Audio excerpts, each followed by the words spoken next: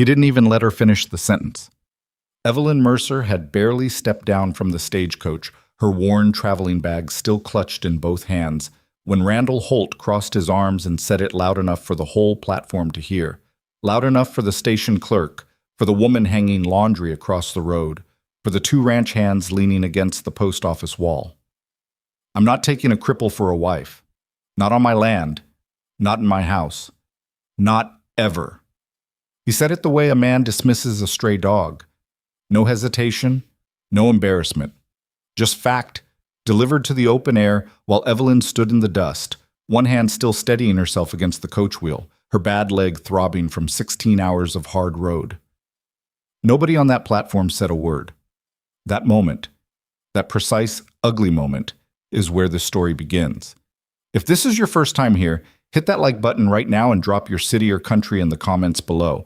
I want to see exactly how far this story travels. Subscribe so you don't miss what happens next, because I promise you, what Evelyn does after this moment will change the way you see strength forever. Now let's go back to the beginning. The advertisement had been printed in small plain letters at the bottom of the third page of the Territorial Gazette, wedged between a notice about missing livestock and an announcement for a church social. Evelyn had nearly missed it.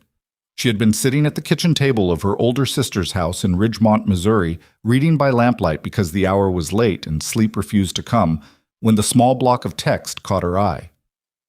Rancher, 41, widower, seeks capable woman for marriage. Hardworking, honest only. Write to R. Holt, Cutters Creek, Wyoming Territory. She read it 3 times. Then she folded the paper, set it on the table, and told herself it was a foolish idea. By morning, she had written the letter. That was who Evelyn Mercer was at 34 years old. A woman who talked herself out of things in the evening and then did them anyway by sunrise. She wasn't reckless. She wasn't naive. She had survived enough in her life to understand that the world rarely offered soft landings, and she had the scars, some visible, some not, to prove it. The limp in her right leg had been with her since she was 7 years old, the remnant of a fever that had burned through her family's farmhouse one February and taken her mother and left Evelyn with a permanently shortened tendon and a leg that turned inward when she walked. She had learned to move through the world with it. She had learned to work around it, work with it, work in spite of it. She had spent 27 years becoming very good at all 3. What she hadn't learned, what no amount of practical thinking had managed to teach her, was how to make a man see past it. She had answered 4 advertisements before Randall Holt's. The first had been in Nebraska.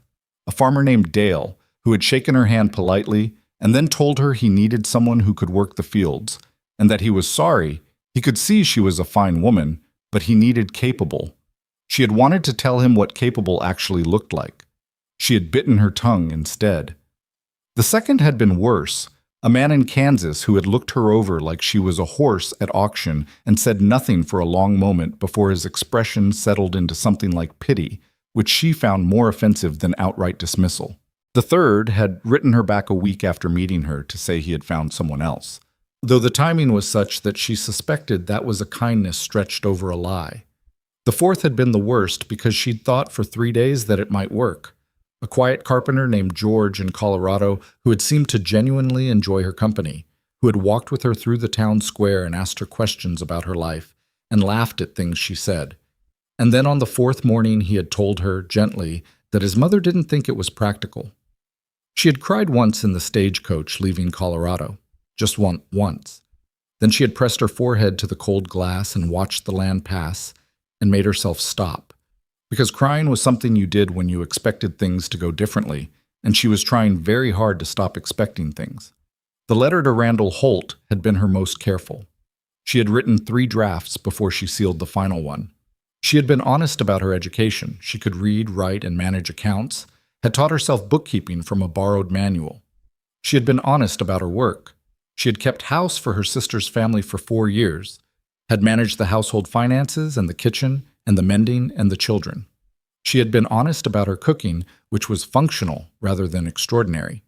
And she had been honest about her leg. She wrote it plainly, without apology and without drama. I walk with a permanent limp from a childhood illness. I want you to know this before we meet so there is no misunderstanding. She had read that paragraph 6 times before she decided to leave it in. She was tired of the moment of recognition on their faces. She thought perhaps if she said it first, in writing, it would be different. Holt had written back within 2 weeks. Come to Cutter's Creek. Ask for directions to the Holt Ranch at the station. I'll be there 4th Tuesday of the month. That was it. No acknowledgement of what she had disclosed. No comment about her limp or her qualifications or any of it. Just an address and a date. She had chosen to take the absence of a response as something close to acceptance. She had been wrong about that. The stagecoach from the junction to Cutter's Creek took a day and a half. Evelyn slept in 30-minute intervals, woke with her neck aching and her legs stiff, and watched Wyoming territory unfold outside the smeared window with a feeling she couldn't entirely name. It wasn't hope, exactly. She had bruised hope badly enough that she didn't let herself use that word anymore. It was closer to purpose, the determination to see the thing through to its conclusion so she could say at least that she had tried. She was good at that, at finishing things she had started even when the middle was unkind. Cutter's Creek was small even by frontier standards. The station was a single-room building with a covered platform, and the town beyond it was 2 streets wide and 3 blocks long, with a general store, a feed supply, a blacksmith, and a saloon that was already open and already occupied when the stagecoach pulled in at 2:30 in the afternoon. There were people on the platform, a handful of men and women waiting for the mail, a station clerk in a vest that had seen better years, 2 ranch hands sitting on a crate playing cards. Evelyn climbed down from the coach carefully. She always did it the same way, right hand on the doorframe, left hand reaching for the step, then lowering herself with deliberate care because a stumble on a bad step was the kind of thing that took 3 weeks to heal, and she had learned that lesson once at 22 and decided once was sufficient. She reached the ground without incident, turned to collect her bag, and straightened up. Randall Holt was standing 10 feet away. She knew it was him because he was looking directly at her with an expression she had seen before. Not unkind exactly, more calculating.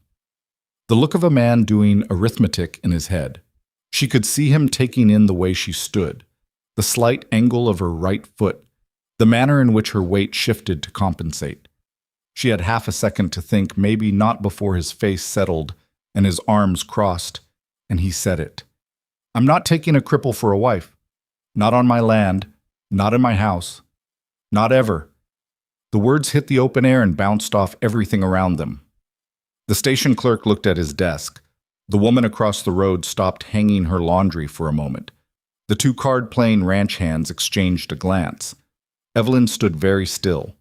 There was a sound in her ears, a kind of distant ringing that she had learned to recognize as her body's response to public humiliation. A physiological thing, nothing she could control, the blood going strange in her veins. She breathed once, carefully, through her nose. Mr. Holt, she said. Her voice came out steady, which surprised her. I disclosed my condition in my letter. Letters don't show me what I need to see, he said. He hadn't moved. His arms were still crossed. You walk like you're broken. I need a ranch wife. I need someone who can keep up. I disclosed it, she said again, and she heard something shift in her own voice. Not quite anger, but the precursor to it, the thing that lived just under the surface and had been living there for years.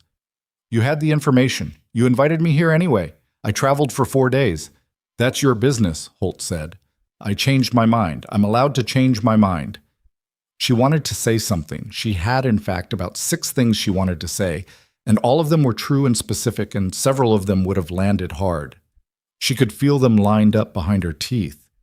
But she looked at the people on that platform, all of them very carefully not looking at her, and she understood that whatever she said next would follow her out of this moment, and that this moment was already humiliating enough without adding a public argument she had no power to win.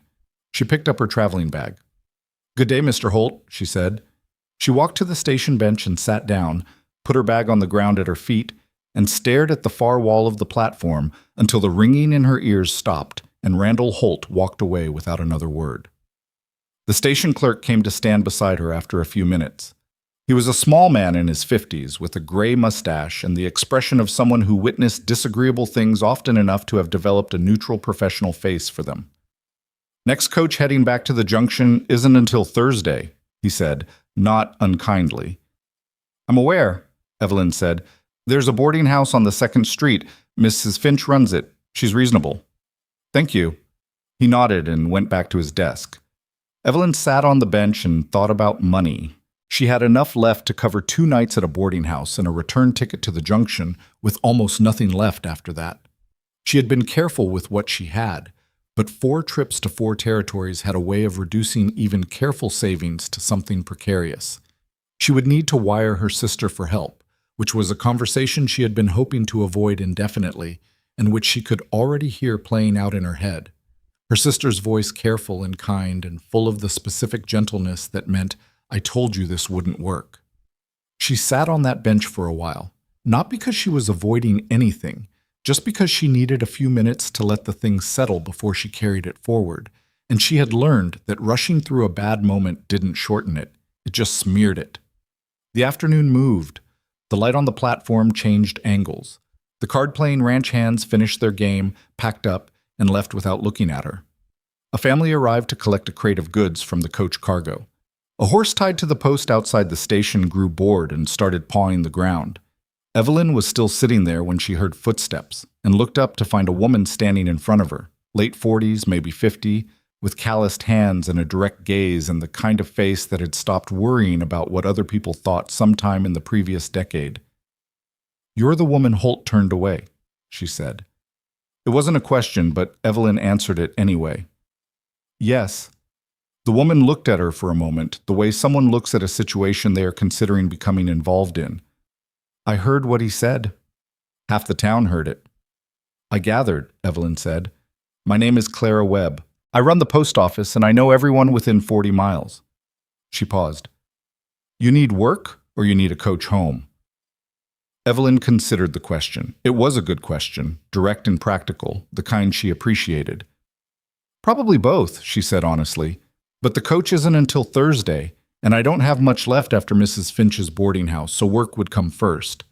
Clara Webb tilted her head slightly, as if recalibrating something. Can you really do bookkeeping? Or did you write that because it sounds useful? I can really do bookkeeping. I managed my sister's household accounts for 4 years. I also sew and mend, practical work, not decorative. And I can cook well enough to feed people, though I won't pretend it's a gift. Clara was quiet for a moment. Then she said, Gideon Cross has been looking for a housekeeper going on 3 months. His ranch is 8 miles north. He's a solitary kind of man. Doesn't talk much, but he's decent. Pays fair. The work is real work. Evelyn looked at her. A housekeeper. That's what I said. She heard the distinction clearly. Not a wife, not a marriage, a job. And she thought about the money left in her purse and the wire to her sister she didn't want to send, and the coach that wasn't coming until Thursday. And she thought about the look on Randall Holt's face, that easy dismissal, the way he had said cripple, like it was simply a category, a filing system, a reason that required no further examination. How do I get there? She said. Clara walked her to the livery and arranged a ride north with a supply man making a delivery in that direction. Evelyn sat in the back of the wagon on a crate of dry goods and watched the town of Cutter's Creek fall away behind her, and the land open up into wide grass and stone and the particular silence of the high Wyoming plateau. It was not a silence she found comfortable. Not yet. She was a woman who had spent most of her life surrounded by other people, the house she grew up in, her sister's crowded household, the streets of Ridgemont. And this kind of silence had a weight to it that took some getting used to. The supply man was not talkative, which was fine. She didn't have much to say. She was still carrying the thing that had happened on the platform, turning it over the way you handle something that has sharp edges, trying to find the part of it that didn't cut. There wasn't one, really. Randall Holt had been cruel, and the cruelty hadn't been complex or interesting. It had just been plain, the kind a man exercises when he has never once had to account for the effect of his words on another person. What bothered her most wasn't the rejection itself. She had survived enough rejections to know that she could survive another. What bothered her was the word he had used, cripple, the deliberate publicness of it, the way he had looked at her leg and decided that was the whole story, the complete accounting, every relevant fact about Evelyn Mercer summarized and concluded in one unasked-for medical assessment. She had spent 34 years being more than her leg. It had cost her something, real and sustained effort, the kind that didn't get recorded anywhere or acknowledged by anyone. And she was tired of the cost being invisible while the leg remained the only thing anyone ever saw. The supply wagon turned off the main track onto a narrower path, and the cross ranch appeared across a stretch of open ground, a main house, a barn, several outbuildings, a corral with 4 horses moving along the fence. Evelyn climbed down from the wagon, thanked the driver, and stood at the edge of the yard with her bag in her hand. The man who came out of the barn was not what she expected. She had no clear expectation, she realized, because she had been given almost no information. Clara Webb had said solitary and decent and pays fair, which was a partial picture at best. What she saw was a man in his early 40s, she would learn later he was 43, with a lean build and a face that had spent considerable time outdoors. He walked with a slight but definite hitch in his gait, his left hip rotating differently than his right, and he moved with the kind of careful economy that people develop when they have learned that careless movement costs them. He stopped when he saw her. Not in the way Randall Holt had stopped, not with that calculating, assessing pause. He simply stopped, the way a man stops when he wasn't expecting company and is taking a moment to understand the situation. "Mr. Cross?" she said. "That's me," he said. "My name is Evelyn Mercer. Clara Webb in town told me you were looking for a housekeeper." He looked at her for a moment, not at her leg, she noticed, but at her face. Then he said, "You came from town today? On Walsh's wagon?" "Yes." He nodded slowly, like he was sorting through something. "Come inside," he said. "Coffee's on." She hadn't expected that either. The kitchen was functional and slightly chaotic in the manner of a space managed by someone who was competent at most things, but housekeeping specifically.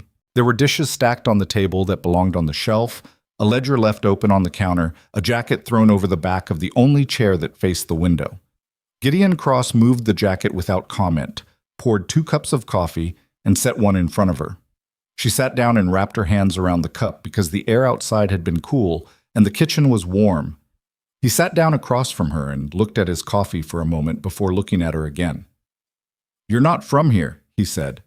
It wasn't an accusation, just an observation. "Missouri, originally," she said. "I've been traveling." Something in her voice must have carried weight it didn't intend to, because he looked at her differently then, not pityingly, just carefully. Like a man who has practiced at hearing what isn't being said. "You answered one of the marriage advertisements," he said. She went very still. "What makes you say that?" "Because Walsh's supply run comes through Cutter's Creek, and the only women who come into town on the stagecoach from the junction without family waiting on them are either passing through or answering advertisements. And you're not passing through." She could have deflected. She almost did. But there was something in the directness of the question and the absence of any cruelty in how he'd asked it that made deflection feel like more effort than honesty. "Randall Holt," she said simply. Gideon Cross picked up his coffee cup, set it down again without drinking from it. "He turned you away at the station." "Publicly," she said. He seemed to want the audience. His jaw tightened briefly, just a flicker of something across his expression, quickly managed. "That sounds about right for Holt," he said. "You know him. Everyone knows everyone within 40 miles. Most of us tolerate each other. Some of us don't." A pause. "Holt's in the second group." She almost smiled at that. Almost. "I can do the work," she said, "if that's what you're worried about. I know what my limp looks like to people who don't know me, but I've been keeping house since I was 16. I can clean, cook men, manage accounts if you need it, organize whatever's been left to go sideways. The leg slows me on stairs and on rough ground, but it doesn't stop me." She had said some version of that speech 4 times in 3 years, and it always came out a little too fast, a little too rehearsed, because it was rehearsed. She had practiced it in her head until it was smooth enough to survive the moment she most needed it. Gideon Cross looked at her steadily. He hadn't interrupted. He hadn't shifted in his chair or looked away, or made the small, polite expression people made when they were waiting for her to finish, so they could tell her kindly that it wouldn't work. Then he said, "Who are you when people stop looking at your leg?" The question arrived in the kitchen like a stone dropped into still water. Evelyn opened her mouth and then closed it. She looked at him, really looked at him, for the first time, not in the quick evaluating way she'd assessed him in the yard, but in the way you look at someone when they have just said something completely unexpected and you need a moment to understand if you heard it correctly. "I'm sorry," she said. "You just told me what your leg can and can't do," he said. "I heard you. I didn't ask about your leg." He picked up his coffee cup again. "I asked who you are." The kitchen was quiet. Outside, one of the horses in the corral moved along the fence, and the sound of hooves on hard ground came through the window. Evelyn sat with the question. It was, she thought, the strangest question anyone had asked her in years, not because it was complicated, but because it was simple in a way she hadn't encountered before. Simple and direct, and aimed at something she hadn't been asked about in so long that she had half forgotten it was there to be asked about. She could feel the shape of an answer forming, but she didn't rush it. She sat with it for a moment the way you sit with something you've been carrying a long time before you set it down, because you want to look at it before the light changes. "I'm a reader," she said finally. "I read everything I can find, history, law, agricultural manuals, novels, that are probably too long for most people's patience. I like knowing how things work." She paused. "I'm a seamstress, though I don't usually mention it because people assume I mean decorative needlework, and I mean structural, mending harnesses, repairing canvas. Once I repaired a sail on a river barge when the regular man was sick and I was the only person on the dock who'd read the manual." A small silence. "I'm good with numbers. Better than most people realize because it's not the kind of skill that announces itself loudly." Another pause. "I'm funny sometimes. Not often enough, probably. I have opinions about things. Strong ones, occasionally inconvenient ones." She stopped. Her hands were wrapped around the coffee cup. "I've spent a lot of years being useful to other people without being seen as—" She didn't finish the sentence. He waited. He didn't fill the silence. He just waited. "Without being seen," she said. Gideon Cross nodded once, slowly. "The job pays $12 a month," he said. "Meals included. There's a room off the kitchen with a stove. It'll need sweeping out." She looked at him. "You're offering me the position, unless you've decided you don't want it." "You didn't ask me anything else," she said. "No references, no—" "Clara Webb sent you," he said simply. "Clara doesn't send people she hasn't thought through." He stood up, took his empty coffee cup to the dry sink. "I'll show you the room." She stood up too and followed him, and the thing she noticed as she crossed the kitchen was that he didn't look back at her to check her pace or adjust his stride or do any of the dozen subtle things people did when they were managing around her limp. He walked at his own pace, careful, slightly uneven, compensating in his own way for something she hadn't yet been told, and she matched it, and they crossed the kitchen together in silence, and somehow that was the strangest and most comfortable moment she'd had in 3 years. The room off the kitchen was small. It had been used for storage recently. There were boxes stacked along one wall and a crate of old harness parts under the window. The window faced west, which meant afternoon light. There was a narrow bed frame without a mattress and a cast iron stove that had accumulated 3 seasons of dust, a hook on the wall for hanging things, a braided rug on the floor that had once been colorful and was now a general gray. It was not, objectively speaking, impressive. "I can get a mattress from the supply run Thursday," Gideon said. He looked at the boxes. "I can move those tonight." "I can move those tonight," Evelyn said. He looked at her. "You have a ranch to run," she said more practically. "I have this room to set up. I know which problem is easier for which person to handle." He was quiet for a moment. Then something shifted in his expression, not quite a smile, but the distant relative of one. "All right," he said. "Do you have a broom?" she said. "Pantry? Off the kitchen? Then I'll start now." She left him standing in the doorway of the small room and went to find the broom, and as she crossed back through the kitchen, she felt something she hadn't felt in a long time. Not hope, specifically, not yet, because she had learned to hold that word at a distance. More like ground, like her feet were touching something that might hold her weight, like the next thing she needed to do was available and clear and within reach. She started sweeping. The boxes were heavier than they looked. The third one caught on the floor and tipped at an angle that made her reach for the wall to keep her balance. And she stood there for a second with her hand on the wall and her bad leg aching from the awkward shift, and the box half-tipped against her shin, and she thought, very specifically and without drama, fine, this is fine, adjust and continue. She adjusted. She continued. By the time the room was clear and the floor was swept, and the stove had been cleaned out with a rag she found hanging in the pantry, the light through the west window had gone orange. She heard Gideon come in through the back door, heard him at the stove in the kitchen, smelled something being heated. Beans, she thought, from a pot that had probably been sitting there since morning. She came out of her room and looked at the situation on the stove. There were the beans, which were fine, and a half loaf of bread on the counter, and not much else immediately obvious.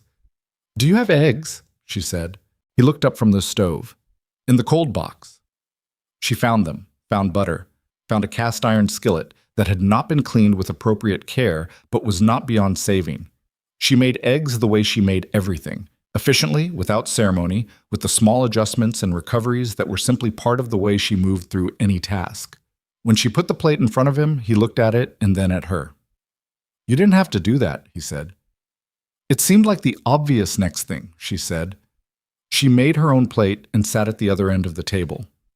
They ate without much conversation, not uncomfortably, the way strangers sometimes eat in silence when the silence feels like an intrusion, but quietly, the way people eat when they've both had a long day and food is what's needed and words can wait.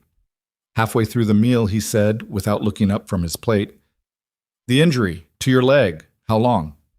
"Since I was 7, she said. "Fever. It shortened the tendon." He nodded. "Mine was 11 years ago," he said. "Riding accident. The horse went over and I went with it. Hip joint." A pause. "Never healed quite right." She looked at him. He wasn't looking at her, he was looking at his plate, matter of fact, stating a piece of information the way you state any practical fact about how things work. "That's why you walk the way you do," she said. "Yes." She thought about that. Thought about the way he'd walked across the yard, the way he'd crossed the kitchen, the careful economy of it. "Does it hurt?" she said. He considered the question seriously, which she appreciated. He didn't deflect or minimize. "Cold mornings," he said. "And after long days in the saddle. Mostly, I've stopped paying attention to it." "I've stopped paying attention too," she said. "Mostly." A pause. "Not today. Today I was paying attention." He looked up at that. Their eyes met across the table. "Holt's a fool," he said simply. "Yes," she agreed. "He is." They finished eating. Evelyn washed the plates. She did it automatically, without asking, because the work was there and she was there, and that was enough of a reason. Gideon dried them, which she also hadn't asked for, and put them back on the shelf in the right place, which told her he at least knew where things belonged, even if he hadn't been keeping them there recently. When she went to bed that night, on the bed frame, without the mattress, wrapped in the blanket she'd brought in her bag, which was exactly as uncomfortable as she'd expected, she lay in the dark and listened to the sounds of the ranch, an owl somewhere distant, the occasional movement of horses in the corral, wind across the roof. She thought about the question he'd asked her. "Who are you when people stop looking at your leg?" She had given him part of an answer, the practical part, the reading, the bookkeeping, the seamstress work, the sail on the river barge, the part she knew how to say out loud. But she had stopped before the rest of it because the rest of it was harder to say, the part she had been carrying around for years without an adequate language for it. The rest was this. She was someone who had spent so long being reduced to her limp that she had started to do the work of her own diminishment without being asked. She caught herself apologizing for taking up space, for being slow, for requiring accommodation. She had gotten so practiced at it that it had become reflexive, the preemptive apology, the explanatory speech, the careful anticipation of rejection so she could reject herself first and save everyone the trouble. And no one, not one person, in all the years she had been navigating other people's opinions of her body, had ever asked who she was underneath all of that. Not her sister, who loved her but saw the practical problem to be managed. Not any of the men she had traveled hundreds of miles to meet. Not any of the people who had been kind to her, and some of them had been genuinely kind, kinder than was required. No one had asked that specific question, until a rancher in Wyoming, with a bad hip and a kitchen full of stacked dishes and not enough eggs, had looked at her across a table and asked who she was when nobody was looking at the wrong thing. She lay on the bare bed frame and listened to the wind and thought that this place might be worth staying for a while. Not because she knew how anything would go from here. She had learned hard lessons about predictions and plans. But because for the first time in longer than she could clearly remember, she had answered a question about herself and felt, while answering, that she was actually being heard. She turned over carefully on the hard frame, pulled the blanket around her shoulders, and closed her eyes. Outside, the Wyoming night was enormous and cold and indifferent, the way frontier nights always were. The kind of dark that didn't accommodate your feelings about it, that simply existed at its own scale while you found your way through. She had found her way through enough of them to know she could find her way through this one. She slept. The mattress arrived on Thursday as promised, strapped to the back of Walsh's supply wagon along with a sack of flour, 2 tins of lamp oil, and a crate of nails Gideon had ordered 3 weeks earlier. Evelyn watched from the kitchen window as Gideon and the driver wrestled it down from the wagon and carried it around the side of the house, and she went back to what she was doing, which was reorganizing the pantry according to a logic that actually made sense. The pantry had been arranged, as far as she could tell, by a man who put things wherever his hands happened to be when he was done with them. Cornmeal shared a shelf with axle grease. Salt was behind the coffee, which meant you had to move the coffee every time you needed salt. There were 3 partially used tins of the same dried beans stacked in 3 different locations, which told her that Gideon had bought beans, forgotten he had beans, and bought more beans twice. She consolidated the beans. She moved the axle grease to the toolbox where it belonged. She put the salt in front of the coffee. She had been at the Cross Ranch for 4 days, and she was still learning the particular geography of a place that had been running on a lone man's habits for too long. Not badly, exactly. Gideon Cross was not a careless man, but there was a difference between a house that was maintained and a house that was managed, and this one had been maintained in the way a working man maintained things.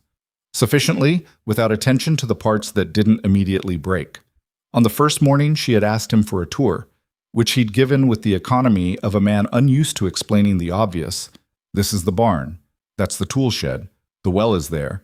The root cellar is around the east side. She had asked questions he hadn't expected. Where do you keep the mending? He didn't have a specific place. What do you do with the accounts? Do you track expenses monthly or seasonally? He tracked them when he remembered to, which was sometimes monthly and sometimes not. When was the last time the chimney was cleaned? He looked at the chimney and then back at her with an expression that answered the question without words. She had started on the accounts first because they were urgent in a way the chimney wasn't. He had 3 months of expenses recorded in a ledger that used a system she could only describe as optimistic. Numbers entered in whatever order they occurred to him, no categorization, no running totals, several entries that were simply question marks. She sat at the kitchen table the first evening and went through it with a pencil, reorganizing as she went, and when she found a discrepancy between what he'd paid for the last supply run and what he'd recorded, she brought it to him. He was in the barn when she came looking for him, checking the hooves of a roan mare with the focused attention of a man who took better care of his animals than his paperwork. You overpaid Walsh by $4.30 on the September run, she said, holding the ledger open to the relevant page. Either Walsh made an error or you misread the invoice. Do you still have the invoice? Gideon set the mare's hoof down and straightened up, wiping his hands on his trousers. He looked at the ledger and then at her. I might have it in the desk drawer, he said. Which drawer? The stuck one. The stuck drawer, it turned out, contained 6 months of unsorted invoices, a broken compass, 2 letters still in their envelopes that she carefully did not read, and a mousetrap that had sprung at some point and caught nothing but time. She found the September invoice from Walsh and confirmed the discrepancy. When she told Gideon, he looked at it for a long moment. Walsh made the error, he said finally. I remember now, he charged me for a second barrel of lamp oil that never came. You should have him corrected on the next run, she said. It's $4. It's your $4, she said. He looked at her with an expression she was starting to recognize. Not quite amusement and not quite assessment. Something between the two, like a man encountering something slightly unexpected and deciding how to file it. I'll mention it to Walsh, he said. That had been the shape of the first few days, her finding the disarray, him accepting the corrections without argument, both of them working out the practical language of sharing a space that had, until very recently, belonged entirely to one of them. It wasn't always smooth. On the second day, she had moved a set of tools from the kitchen windowsill, where he apparently kept them. For some reason she couldn't divine, and when he came in and couldn't find them, his voice had gone flat in a way that told her the missing tools were more annoying than he was going to directly say. "Where did you put the wire cutters?" he said. "Tool shed," she said. "On the left wall, second hook." A pause. "Why?" "Because they're tools," she said, "and the kitchen is where food happens." He had gone to the tool shed and come back without saying anything further, but she noticed that over the following 2 days, 3 other pieces of hardware migrated back into the kitchen: pliers, a small hammer, a loop of wire.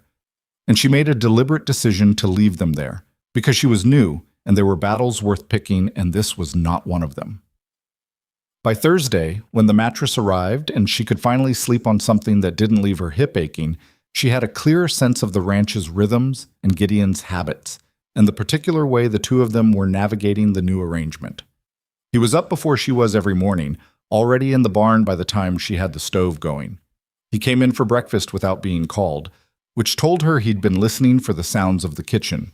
He ate whatever she made without comment, which could have meant either contentment or indifference, and she hadn't yet determined which. He talked, but not continuously. He would go an entire meal without speaking and then come out with something: a specific observation about the cattle, a question about the accounts, once a completely unexpected opinion about a novel whose spine she'd left visible on the kitchen shelf. She had been so caught off guard by that last one that she'd looked up from what she was doing and stared at him. "You've read Middlemarch?" she said. "Twice," he said. Then he looked back at his plate as if he hadn't said anything remarkable, and she stood there holding a spoon and recalibrating several assumptions she had formed about him. The question he'd asked her that first evening, "Who are you when people stop looking at your leg?" had not been repeated or referred to directly, but she felt its effect in the way he spoke to her, or more precisely, in what he did not do. He did not make adjustments for her. He did not soften his requests or add extra explanations or position himself close by in case she needed help. He asked her to do things and expected them to be done, and when they were done, he acknowledged them in the plain way of a man who considered competence its own acknowledgement, which was something she had encountered rarely enough in her life that it struck her every time like something newly discovered. On Thursday afternoon, after the mattress was installed and she had made up the bed properly with the extra blanket she'd found folded at the back of the linen shelf, she came out to the kitchen to start the evening meal and found Gideon at the table with the reorganized ledger open in front of him. He was going through the columns she'd reconstructed, running his finger down the numbers with the expression of a man reading something in a foreign language that he's slowly beginning to translate. "This is cleaner than anything I've done," he said, without looking up. "That's because your system had no system," she said. "I know what I owe and what I'm owed." "You knew it wrong by $4.30, she said, and then immediately wondered if that was too sharp. She had a tendency to be direct in a way that some people read as combative, and she was still figuring out where the edges were with this particular man. He looked up at her. "Fares," he said with the tone of a man who does not consider a fair point an attack. He looked back at the ledger. "You set up running totals by month." "It makes it easier to see where the costs are heaviest," she said. "September and October are your highest expense months. I'd guess that's winter preparation. If you want, I can project forward based on last year's numbers and give you an estimate for what you'll need to set aside." He was quiet for a moment. "You learned this from a manual?" "I borrowed my sister's husband's accounting textbook when I was 19, she said. "He didn't use it. I read it 3 times. Gideon looked at her with the same between-expressions look she'd been cataloging. "Why?" "Because I knew I was going to need to be useful in ways that weren't obvious," she said. The answer came out more honest than she intended it to, more exposed, like something she'd said to herself in private that had slipped out into the open air without permission. She expected him to let it pass without acknowledgement, the way most people handled statements that were more personal than they had prepared for. Instead, he said, "That's a practical thing to understand at 19. "It was more survival than practicality," she said. He didn't answer immediately. He closed the ledger and set it on the stack where she'd placed it, and looked at the middle distance for a moment, the expression of a man considering whether to say the thing he's thinking. People make it hard to be both capable and... He stopped. Disabled, she said, because she found the word didn't bother her the way it bothered other people, and supplying it often moved the conversation forward faster than waiting for someone to find their way around it. Yes, he said, like she'd completed something he'd left unfinished, and there was no discomfort in the completion. They want to choose one, she said. Either you're capable or you're disabled. They don't have a good shelf for both. No, he said. They don't. He picked up the ledger again and opened it, and the conversation ended the way his conversations often did. Not with a closing statement, but with a quiet return to the practical thing. She turned back to the stove. The evening was cold. The first genuinely cold evening since she'd arrived. The kind where the temperature dropped fast after sunset, and you could feel the air changing quality through the walls. She made a beef stew from the last of the root vegetables in the cellar, which needed using, and biscuits because the flour was fresh, and she had been intending to use it for 2 days. The stew wasn't elegant, but it was hot and filling, and she put enough pepper in it to actually taste like something, which was what she thought food was for. They ate. He didn't comment on the food directly, but he had 2 bowls, which was more informative. The root cellar needs restocking, she said. I can put together a list. Walsh's run is every 2 weeks, he said. Next one is a week from Saturday. I'll have the list ready Monday, so you have time to add to it. He nodded. Outside, the wind had picked up and was moving around the corners of the house with the specific authority of Wyoming wind.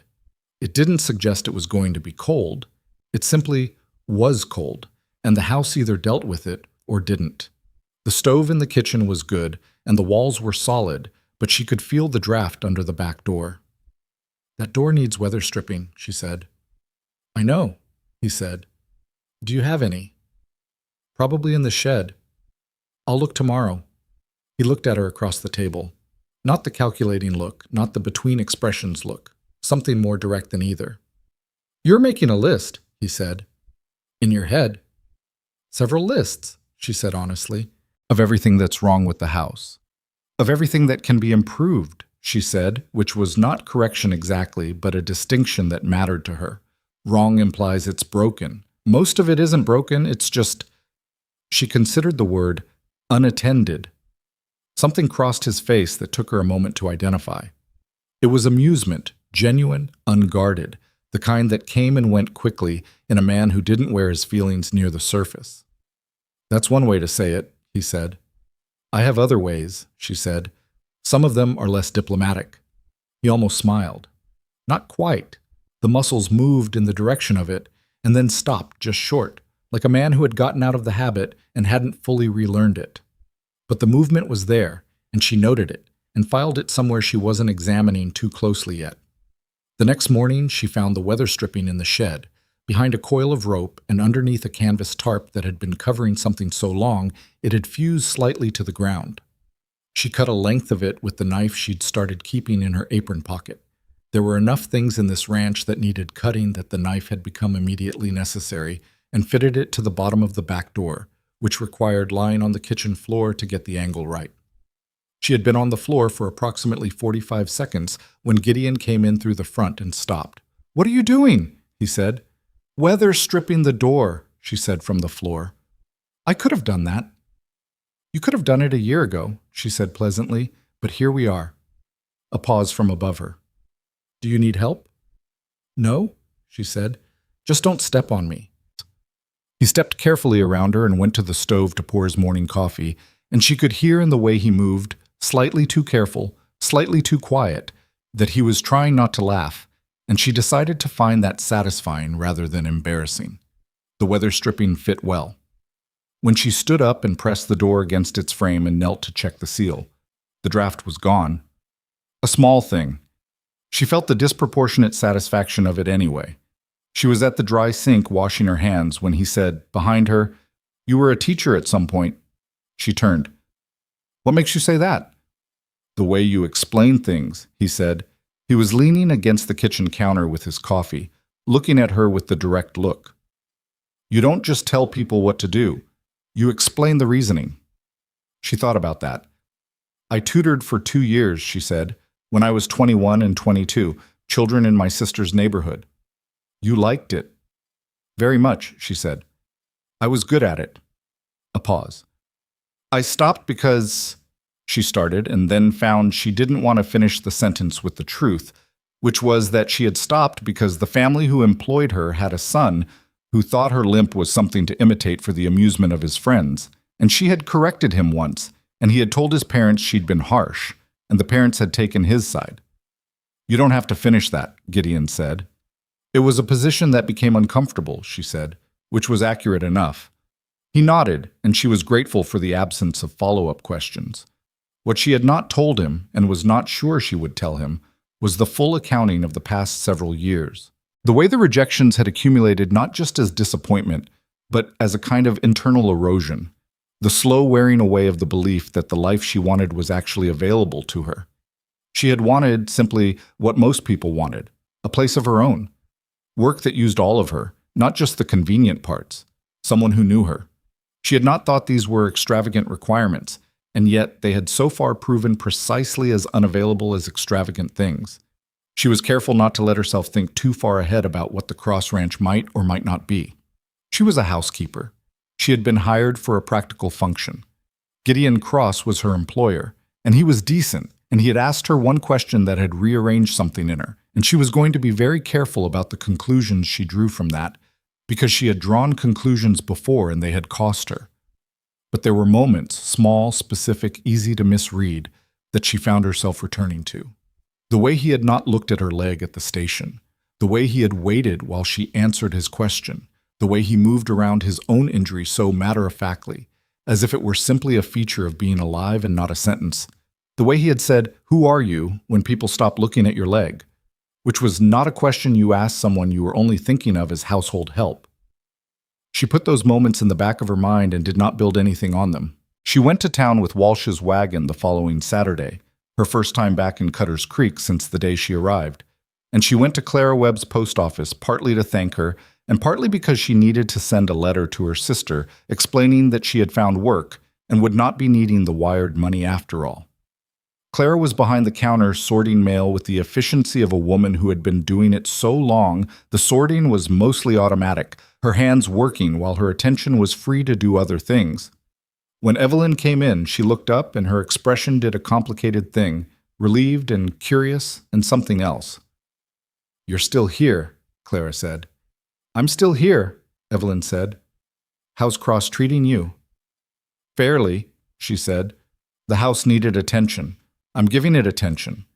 Clara looked at her for a moment with the assessing eyes of a woman who read people the way she read mail, sorting, categorizing, identifying the ones that required careful handling. "He's a decent man," she said finally. "Doesn't give much of himself away, but decent." "I've noticed," Evelyn said. "People in town weren't sure what to make of him taking on a housekeeper," Clara said. "Some of them had opinions." Evelyn kept her expression neutral. "What kind of opinions?" "The kind people have when a single man hires a single woman," Clara said directly, which Evelyn appreciated. "Nothing specific, just talk." "There's always talk," Evelyn said. "There is," Clara agreed. "You hold up all right with it?" "I've been holding up with talk since I was 7 years old," Evelyn said. "I've had practice." Clara's expression shifted into something that was, Evelyn thought, as close to respect as Clara Webb allowed herself in a first-month acquaintance. "You need anything in town? You come to me," she said. "I'm here most days." Evelyn thanked her and sent the letter to her sister and walked down the 2 streets of Cutter's Creek with her list of supplies, and she felt the town differently this time than she had on the day she arrived. It was still small and wind-scoured and indifferent in the way frontier towns were indifferent, but she was inside it now rather than passing through it, and that changed the character of the place considerably. She was at the general store pricing thread when she heard Randall Holt's voice behind her. She had known she would encounter him again. There was no avoiding anyone in a town this size, and she had thought about how she would handle it with more composure than she would have liked to admit. She had rehearsed several responses, ranging from the pointedly civil to the quietly devastating, and had settled on behaving as if the man were simply a fact of the landscape, like a difficult stretch of road, real, requiring navigation, not worth extended emotional engagement. He was talking to another man near the door, and his voice was the same as she remembered it, carrying, self-assured, the voice of a man accustomed to being the loudest person in a room. She did not look up from the thread display. Herd Cross took her on, Holt was saying. Housekeeper, which is... A pause, then a short laugh. Well, if that's what he wants. The other man said something she couldn't make out. She walked down from the wagon like a... Holt started. Mr. Holt, said the woman behind the counter, the store owner, in a tone that cut cleanly across his sentence. Her name was Ruth Addison, and she was 60 years old and ran the only general store in Cutter's Creek, which gave her a specific kind of authority. You're blocking the door. A short silence. Wasn't blocking. You were, Ruth said pleasantly. Move along or buy something. Evelyn heard the door and felt the particular silence that followed Holt's exit from a room, the way the air quality improved slightly. She looked up. Ruth Addison was watching her with an expression that offered nothing and asked nothing, which was its own kind of solidarity. Thread's 3 cents a spool, Ruth said. The gray's new stock. I'll take 4 spools of the gray, Evelyn said, and 2 of the heavy brown. Ruth brought them to the counter. As Evelyn paid, Ruth said without particular emphasis, Cross is a fair man to work for. I've known him 8 years. A pause. Holt's been a problem in this town longer than that. Evelyn folded her change into her purse. Thank you, she said, for the thread, and for the other thing, without distinguishing between them. She walked back to where Walsh would pick her up, and she stood in the thin October sunlight and waited. And she thought about the look on Ruth Addison's face, and the way Clara Webb had said decent man, and the way the town was slowly resolving from the flat hostile surface of the day she arrived into something with more dimension, more variation, more actual people living in it. She was still thinking about that when Walsh's wagon pulled up and she climbed in, and the road north opened out ahead of her, and the Cross Ranch appeared in the distance against the pale sky. The barn first, then the house, the thin thread of smoke from the kitchen chimney she'd swept 3 days ago. She noticed, climbing down from the wagon, that she'd looked for the smoke without thinking about it, the way you look for something you've started to consider yours. She went inside and put the supplies away and started heating the stove. Gideon came in from the barn at the sound of it, stopping in the doorway to knock the mud from his boots, a habit she had noticed he maintained with perfect consistency. One of the forms of consideration that existed in him without announcement. Anything interesting in town? He said. Ruth Addison told me Holt's been a problem longer than 8 years, she said. He looked at her. You ran into Holt. He ran into the door area near me, she said. Ruth moved him along. Something went through Gideon's expression, not protectiveness exactly, but something adjacent to it, tighter around the jaw. You say anything? Nothing I couldn't manage, she said. He stood in the doorway for a moment longer, looking at her. She could see him deciding whether to push further and watching him decide not to. Good, he said simply. She turned back to the stove. He came in and sat at the table, and she heard him open the ledger. I added the October entries, he said. Used your system. Tell me if I did it wrong. She looked over her shoulder. I'll check it after supper. She heard him turn a page. Outside, the wind moved through the grass with the sound it made in October, different from summer wind, heavier, with a colder undertone. She set a pot on the stove and found the onions and thought about the way he'd said your system, which was different from saying the system, and she put that thought in the same careful place she was keeping the other ones. Later, when she checked the ledger entries, they were nearly correct. He'd gotten the categorization right, but put one supply cost under the wrong month. She marked it with a small pencil note and left the ledger on his side of the table. In the morning it was gone, and there was a single line added at the bottom of the page in his handwriting, underneath where she'd made her note. He'd written, "Fixed, good catch." She stood at the table and looked at those 2 words for longer than they warranted, and then she put the ledger back in its place and started the breakfast, and the ranch moved into another day the way it had begun to move. With the 2 of them in it, navigating the space between employer and employee, and whatever else was quietly, carefully, taking shape in the air between them. It was not simple. Nothing about this was simple. She was still a woman with $12 a month and a single room off the kitchen and a limp that the town of Cutter's Creek had opinions about. He was still a man who had said almost nothing about himself beyond the riding accident and the hip and the twice-read novel and the corrected ledger entries. There was no architecture here yet, no structure she could put weight on, just the daily accumulation of small evidence that this was a place that knew she was here, that counted her specifically in its number of people. That was not nothing. She had spent enough time with nothing to know the difference. The first snow came 3 weeks earlier than anyone expected.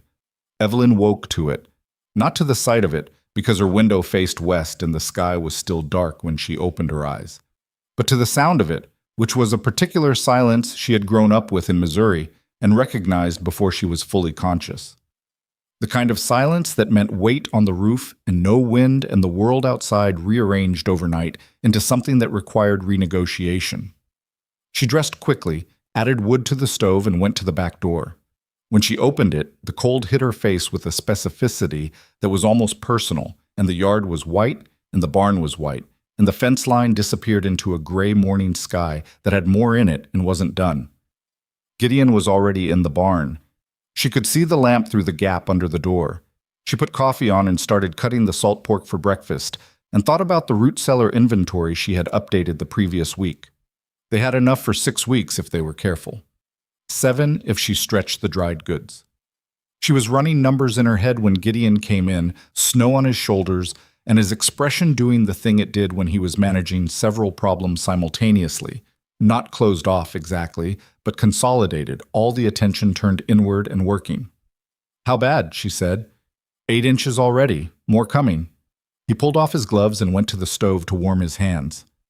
Temperature dropped overnight, faster than it should have. "I've got 12 heads still in the north pasture that weren't moved in yesterday." Why weren't they moved? "Because yesterday the sky was clear," he said, and there was an edge in his voice that wasn't directed at her but was present nonetheless. The edge of a man who had made a reasonable decision with the available information and was now paying for it in the currency of changed circumstances. "Can you get to them?" "I'm going to try." He picked up his coffee cup. "Pete's coming from the bunkhouse. We'll take the 2 horses that know the North Trail." Pete Garner was one of 2 ranch hands Gideon employed, a lean man in his 30s who had worked cattle his whole life and communicated mostly in single syllables and practical gestures. The other hand was a younger man named Cale, who was competent but tended toward excitability in emergencies, which Evelyn had filed as useful information without expecting to need it so soon. "What do you need from me?" she said. Gideon looked at her. "Stay warm. Keep the stove going. There's nothing—" "That's not what I asked," she said. "I asked what you need."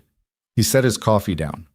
He looked at her the way he did when she'd surprised him, which was different from his other looks, slightly more still, like a man who has caught something unexpected in his peripheral vision and has stopped to look at it directly. "The supply records," he said after a moment. "If this snow holds, we might be stuck for 2 weeks. I need to know exactly what we have and how long it lasts." "I'll have it on the table when you get back," she said. He nodded, pulled his gloves back on. "Don't go outside unless you have to. The yard's fine, but past the corral the drifts are starting." He left. She heard him and Pete moving around outside, the sounds muffled by the snow, horses shifting in the barn, the creak of the barn door, voices too low and too distant to make out words, then the sound of hooves moving away north, absorbed by the white quiet. She spent the first hour doing what she'd promised. She went through the pantry, the root cellar, the cold box, and the dry goods shelf with a notebook and pencil, writing down every quantity of everything with the focused precision she brought to numbers when they mattered. Flour, salt pork, dried beans, cornmeal, oats, lard, dried apples, coffee, salt, sugar. She wrote the approximate consumption rate next to each item based on 4 weeks of observation. She calculated the arithmetic carefully twice. When she was done, she had a clear picture that was not comfortable but was not catastrophic. They had enough for 2 weeks without rationing, 3 with moderate care, 4 if she made hard choices about what they ate and when. She put the notebook on the table and then went to find Cale. He was in the small bunkhouse behind the barn, which shared a wall with the barn for heat. When she knocked, he opened the door with the expression of a man who hadn't expected company and wasn't sure what to do with it. "Miss Mercer," he said. "We're going to need more wood in the house," she said. The stack by the back door is enough for today. I need it doubled before the snow gets any deeper. Can you do that?" He blinked. He was 23 years old and had the face of someone who had not yet decided what kind of man he was going to be. Mr. Cross is in the north pasture," she said. "I'm asking you to split wood and stack it. Can you do that?" A pause while he assessed the question and found it unanswerable with no. "Yes, ma'am," he said. "Thank you," she said, and walked back to the house. By midday, the snow had added another 4 inches, and the sky showed no interest in stopping. Evelyn cooked a large pot of beans with the salt pork and left it on low heat so there would be something ready whenever Gideon and Pete came back. And she used the time at the stove to think through the larger problem, which was not the food supply or the wood. Those were manageable, but the cattle in the north pasture and what happened if they couldn't be moved. She had learned, in her weeks at the ranch, enough about the operation to understand what 12 head in the north pasture during a hard early freeze meant. Gideon had told her, in one of the practical conversational exchanges they'd developed, that winter losses more than 2 or 3 animals could set a lean year sideways into a bad one. He ran a smaller herd than some ranchers in the territory precisely because he kept tighter control of his costs and his losses. The operation had almost no cushion for a catastrophic early storm. She had seen the numbers. She knew what the margin looked like. She was still thinking about it when Pete came back alone at 2 in the afternoon. She heard only one horse, and she was at the door before Pete had dismounted. His face when he turned was wind-burned and tightly controlled in the way of a man delivering news he doesn't want to carry. "Where is he?" she said. "North Gully," Pete said. He tied the horse to the post with the hands that were moving faster than his face was. "2 of the cattle went down into the gully when we tried to turn them. Mr. Cross went after them. I came back for rope. He was already moving toward the barn. Longer rope than we brought." "Is he hurt?" Evelyn said. "Not when I left him," Pete said. "But that gully's filling up, and his horse won't go down the grade in this snow. He's on foot." She processed this in approximately 2 seconds.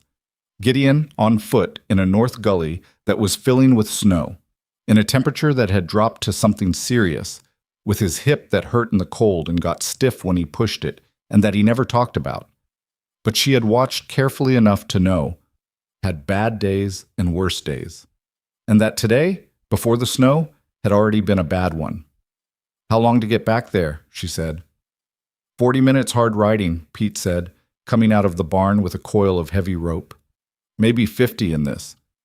"Take Cale," she said. "He's at the woodpile." "Ma'am, it's—" "Take Cale," she said again. 2 people are faster than 1 in a gully. I'll have heat and food ready when you get back." Pete looked at her for one moment, the assessing look of a man deciding if an argument would cost him more time than compliance. And then he went to find Cale. Evelyn went inside. She was not a woman who panicked. She had observed this about herself over the years without particular pride. It wasn't bravery. It was more that her mind, when confronted with an emergency, simply accelerated rather than seizing. She moved faster, thought in shorter, cleaner sequences, shed everything that wasn't immediately useful. It was the same mechanism that had gotten her through the fever that took her mother, through her sister's husband's financial crisis 3 years ago, through the accumulated rejections of the past years without losing the ability to function. She stoked the stove to high and filled the largest pot with water to heat. She pulled every spare blanket from the linen shelf and piled them near the stove. She moved the kitchen table so there was a clear path from the back door to the warmest part of the kitchen. She thought about Gideon's hip in the cold, the way it locked up on him when he'd been still too long, the way she'd seen him put his hand on it when he didn't think she was watching, pressing against the joint as if he could manually override the pain. And she pulled the footstool from the front room and put it near the stove at the angle that would take the strain off a left hip, which she knew from watching him sit. Then she went back to the stove and stood over it and waited. The waiting was the hard part. The doing was never as difficult as the waiting. 50 minutes. She counted by the sound of the fire and the smell of the beans and the way the light changed through the window as the snow continued. 55. 60. She had started building the argument she would have with herself, that the gully was bad, that the horses in this snow were slow, that 40 minutes out meant 40 minutes back, and that was only true if they found him quickly. When she heard hooves. She was at the door before the sound resolved into horses and riders, and then into 3 figures coming through the white yard, and the one in the middle was upright in the saddle, which was the only thing she needed to see. She opened the door wide and moved back. They came in, Pete first, then Gideon, then Cale, and the cold came in with them like a 4th person. Gideon's face was the color of old ash, and his jaw was set in the particular way she had learned meant pain he was not going to mention. He was moving, but he was moving carefully, and when he crossed the threshold and Pete reached to take his arm, he shook the hand off. "I'm fine," he said, which was the most obviously untrue sentence she had heard in some time. "Sit down," she said. "The cattle Pete will tell me about the cattle," she said. "Sit down." He looked at her. She looked back at him without moving, without adjusting her expression, without the half-step retreat she sometimes made when she had pushed further than she intended. She held the look and waited. He sat down. Not gracefully. There was nothing graceful about the way he lowered himself into the chair, one hand on the table, the breath going tight and controlled through his nose as the hip took his weight on the way down. But he sat. She put a mug of hot coffee in front of him and turned to Pete. "The cattle." "We got 'em," Pete said. He was unwinding his scarf, hands stiff. "Took time. Both of them out. They're in the lower barn. They'll be all right." He paused. Mr. Cross went in after them when the footing gave, gully side. She didn't look at Gideon. She kept her eyes on Pete. His hip. A short silence from Pete, the silence of a man confirming something he hadn't expected her to know. "He fell," Pete said carefully. "Not far, but the hip. He was down for a few minutes before we got the rope to him. I wasn't down for—" Gideon started from the table. "You were down," Pete said, with the flat equanimity of a man who had worked with this particular employer long enough to know which arguments were worth having. "It's all right to have been down." Evelyn brought blankets. She put one around Gideon's shoulders without asking, moving quickly and without ceremony because ceremony would have made him feel managed, and she was trying to make him feel warm. He didn't shrug it off. She took that as a reasonable victory given the circumstances. She got Pete and Cale fed and back to the bunkhouse within 20 minutes, because there were animals to care for, and the bunkhouse stove would need attention, and the 2 of them being underfoot while she dealt with the larger problem was not useful. When they were gone, the kitchen was quiet except for the stove and the snow on the window, and Gideon at the table with his coffee and his blanket and the expression of a man who was in more pain than he was willing to quantify. She refilled his coffee. Then she sat down across from him, not at the far end of the table the way she usually positioned herself, but closer, where he could see her face clearly and she could see his. "How bad is the hip?" she said. "It's managed." "That's not what I asked." He looked at her. The look had something complicated in it, a specific kind of pride that she recognized, the pride of a person who has spent years proving their body does not define their capability, because she had the same pride herself, had built it from the same raw material, and she knew exactly how much it cost and exactly what it made you deny. "It's bad," he said, finally, in a voice stripped of the management. "I landed wrong. There's—" He stopped. "It'll be better by morning." "Maybe," she said. "Will you take the liniment if I get it?" A pause. "Where do you know about the liniment?" "Cabinet in the washroom," she said. "I cleaned the washroom 2 weeks ago. I noticed things." Something moved through his expression, not quite vulnerability, because she didn't think he did vulnerability in any recognizable form, but a loosening of the thing he kept tightly held. "All right," he said. She got the liniment from the washroom cabinet and put it on the table and looked at him, and he looked at the liniment, and the silence between them had a specific quality to it that neither of them addressed directly. "I'll leave it there," she said. "You can—" "Could you—" he started at the same moment. They both stopped. The fire in the stove ticked and settled. "The angle's bad," he said in a voice that was working hard to be matter-of-fact. "I can't reach it right." She picked up the liniment and came around to his side of the table. He moved the chair slightly, shoulders still held in the position of a person bracing for something, and she worked carefully and without comment and without the softened motions that would have made it worse by making it significant. Because sometimes the kindest thing was to treat a hard thing as simply a task that needed doing. He didn't say anything while she worked, His breathing steadied gradually. She could hear it, and she used it as her guide the way she used everything available, because she was a person who paid attention. When the worst of the tension had left his shoulders, she capped the liniment and came back around to her side of the table. "Thank you," he said. "The cattle will need checking in the morning," she said. "The two from the gully." "Pete will do it." "I can go with him." "You don't need to." "I know I don't need to," she said. "I can." He looked at her across the table. Outside, the snow continued, relentless and indifferent, adding its weight to everything it covered.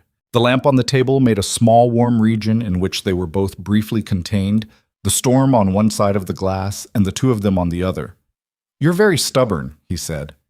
Not an accusation. Almost. Appreciative. "I prefer determined," she said. "I know you do," he said. There was a quality to that, "I know you do," that required her to look at her hands for a moment, because it was simple and it was true, and it was the kind of thing that came from attention, from having actually watched and listened, and she was not accustomed to being known in that way by anyone who wasn't her sister, and even her sister's knowledge of her was built on the version of Evelyn that existed in service to other people. The snow came down all night. She woke twice to add wood to the stove and stood both times for a moment in the dark kitchen listening to the sounds of the house in the storm, the walls doing their job, the stove holding its heat, the particular creak of a roof under weight. The second time she stood there, she could hear Gideon moving in his room, and she stood still for a moment until the movement stopped and she heard him settle, and then she went back to bed. In the morning, the storm had dropped another 6 inches and stopped. The sky was the clean white gray of a system that had finished with you, at least for now, and the yard was drifted in ways that required renegotiation of all established paths. Pete and Cale dug out the barn door first. Evelyn made a breakfast that was larger than usual because she understood that the day's work would require more than usual to sustain it. When Gideon came to the table, he was moving more freely than the previous night. Not easily, still carefully, but the worst of it had loosened with sleep and heat. "You look better," she said. "I slept," he said. "That helps." "Usually." He sat down, poured his own coffee, looked at the notebook she'd left on the table the previous day, the supply inventory, the calculated durations. He picked it up and read through it without comment while she put food on the table. When she sat down, he set the notebook down between them. 3 weeks if we're careful, he said. 3.5 if I adjust the meal plan, she said. I wrote out a version on the back page. He turned to the back page. Read it. She watched him read it the way she always watched him process information she'd prepared. Not anxiously, but with attention, because his reactions told her things about what she'd missed. You cut the sugar ration, he said. Sugar is a luxury. Everything else on that list is caloric necessity. Pete takes his coffee with a lot of sugar. She blinked. This was the kind of thing she hadn't known. How much? Unreasonable amount, Gideon said, and the corner of his mouth moved. He'll live without it. I'm just noting. I'll note it back, she said. The dried apples are more important anyway. He nodded and turned to his plate. They ate, and outside Pete and Cale were working their way across the yard, their voices coming through the window in short, practical sentences. After a few minutes, Gideon said, without prefacing it, The storm's early. This isn't a normal year. No, she agreed. If it keeps coming like this, if we get another system in 2 weeks... He stopped, picked up his coffee. Some ranchers in the territory have lost half their herd in early winters. It's not common, but it happens. She understood what he was not saying, which was that this was a threat that went beyond supply rationing and into the financial structure of the operation. She had seen the numbers in the ledger. She knew what a bad winter cost and what the margin looked like after. What do you need? She said. He looked at her. The question seemed to catch him slightly off angle. I need the snow to stop, he said. What do you need that I can actually provide? She said. A short silence. The accounts, he said. I need to know exactly where I stand going into a hard winter. Every number. What I owe, what I'm owed, what the herd is worth at current prices if I have to sell early, what I can hold through if we don't lose more than 5 head. I'll have it by tonight, she said. He looked at her, the direct look, held for a moment longer than usual. You can do all of that? I've been doing your accounts for 6 weeks, she said.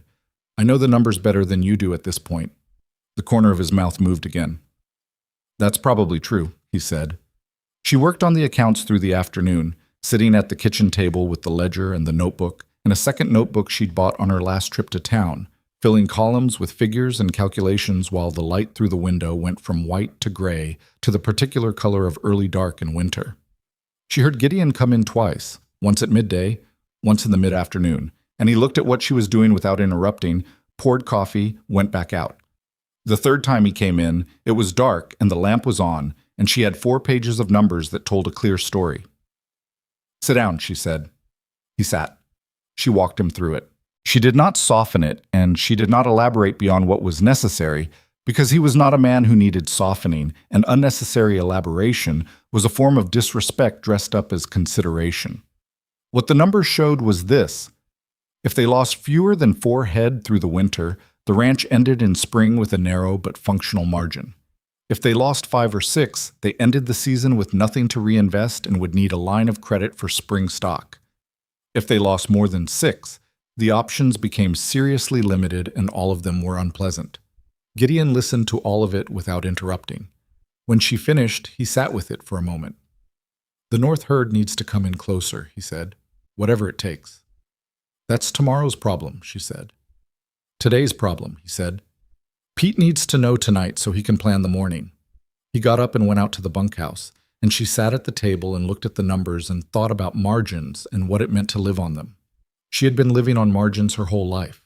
Margins of money, margins of other people's goodwill, margins of what her body could and couldn't do. She understood the arithmetic of it in a way that went beyond what she'd learned from the borrowed textbook. When Gideon came back in from the bunkhouse, the cold came with him again, and she realized she'd let the stove drop. She added wood while he sat back down at the table, and when the fire was going again and the kitchen was warming, she turned around and found him looking at the pages she'd laid out. Not the numbers, but the handwriting, the way she'd organized the columns, the small notes she'd written in the margins to flag the assumptions she'd made in her projections. You wrote the assumptions down, he said. Assumptions should always be visible, she said. Otherwise you think the numbers are certain when they're not. He looked at her. Where did you learn that? Figured it out the hard way, she said. My sister's husband borrowed money once based on income projections that had no assumptions written down. When the projections didn't hold, no one could figure out where the calculation had gone wrong because the thinking wasn't visible. She paused. Lost 3 months of savings. Did they recover? Eventually, she said. It took time and a lot of very careful meals. He looked at the pages again.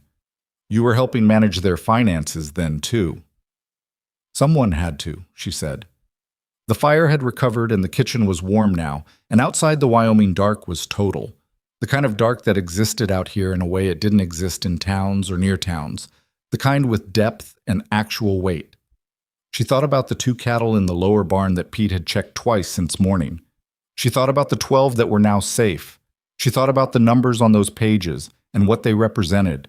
Not just arithmetic, but the years of work that had built this ranch, and the continued care that had kept it, and what it would take to carry it through to spring. This place matters to you, she said. It wasn't quite a question. Gideon was quiet for a moment. I built it from nothing, he said. Not from family money, not from inheritance. I came out here with 2 horses and a contract for 60 days of fence work, and I built this from that over 11 years. A pause. It matters. Then we'll hold it through the winter, she said. He looked at her.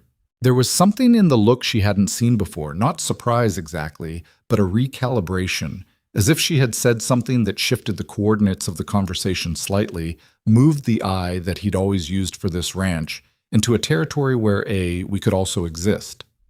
He didn't correct it. He didn't comment on it. He looked at the pages for another moment and then said, The north fence will need checking day after tomorrow if the snow settles. I know, she said. I've put it on the schedule. You made a schedule, he said. It's on the wall next to the pantry. He turned and looked at the wall next to the pantry. She had put it up 2 days ago, and he hadn't noticed it yet, which she had taken as confirmation that her positioning of it gave him plausible deniability about whether he'd been managing his own ranch with sufficient organization. When did you... he started. 2 days ago, she said. He read through it. a week's worth of projected tasks organized by priority and weather dependency, the kind of planning document that required understanding the ranch's rhythms and needs at a level she had not had when she arrived and had built deliberately since. "This is," he started. He stopped. Started again. "This is very useful," he said, with the tone of a man finding the word useful insufficient, but not willing to use the one he actually means. "Good," she said. She cleared the supper dishes. He sat at the table for a while after, the lamp burning between them, the snow outside maintaining its silence in the way snow did after a storm had spent itself. She was at the dry sink when he said, behind her, "Evelyn." She turned.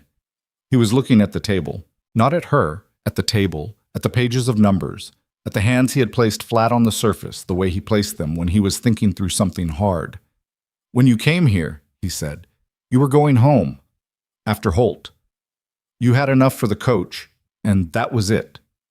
"Yes," she said. "Clara sent you out here because she thought you needed work," he said. "That's true, but that's not—" He stopped. "You didn't have to stay. After the first week, you had money enough to go somewhere else." He looked up at her. "You stayed." She held the look. "I stayed," she said. "Why?" She had thought about how she would answer this question, if it came. She had thought about it several times over the past weeks, usually at night, usually in the specific quiet of the ranch at dark, when she had space to be honest with herself without an audience. And the answer she had arrived at was not simple and not clean, but it was true.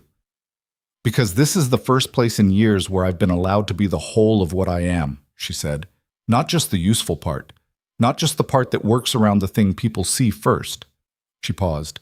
"You asked me who I was, the first night.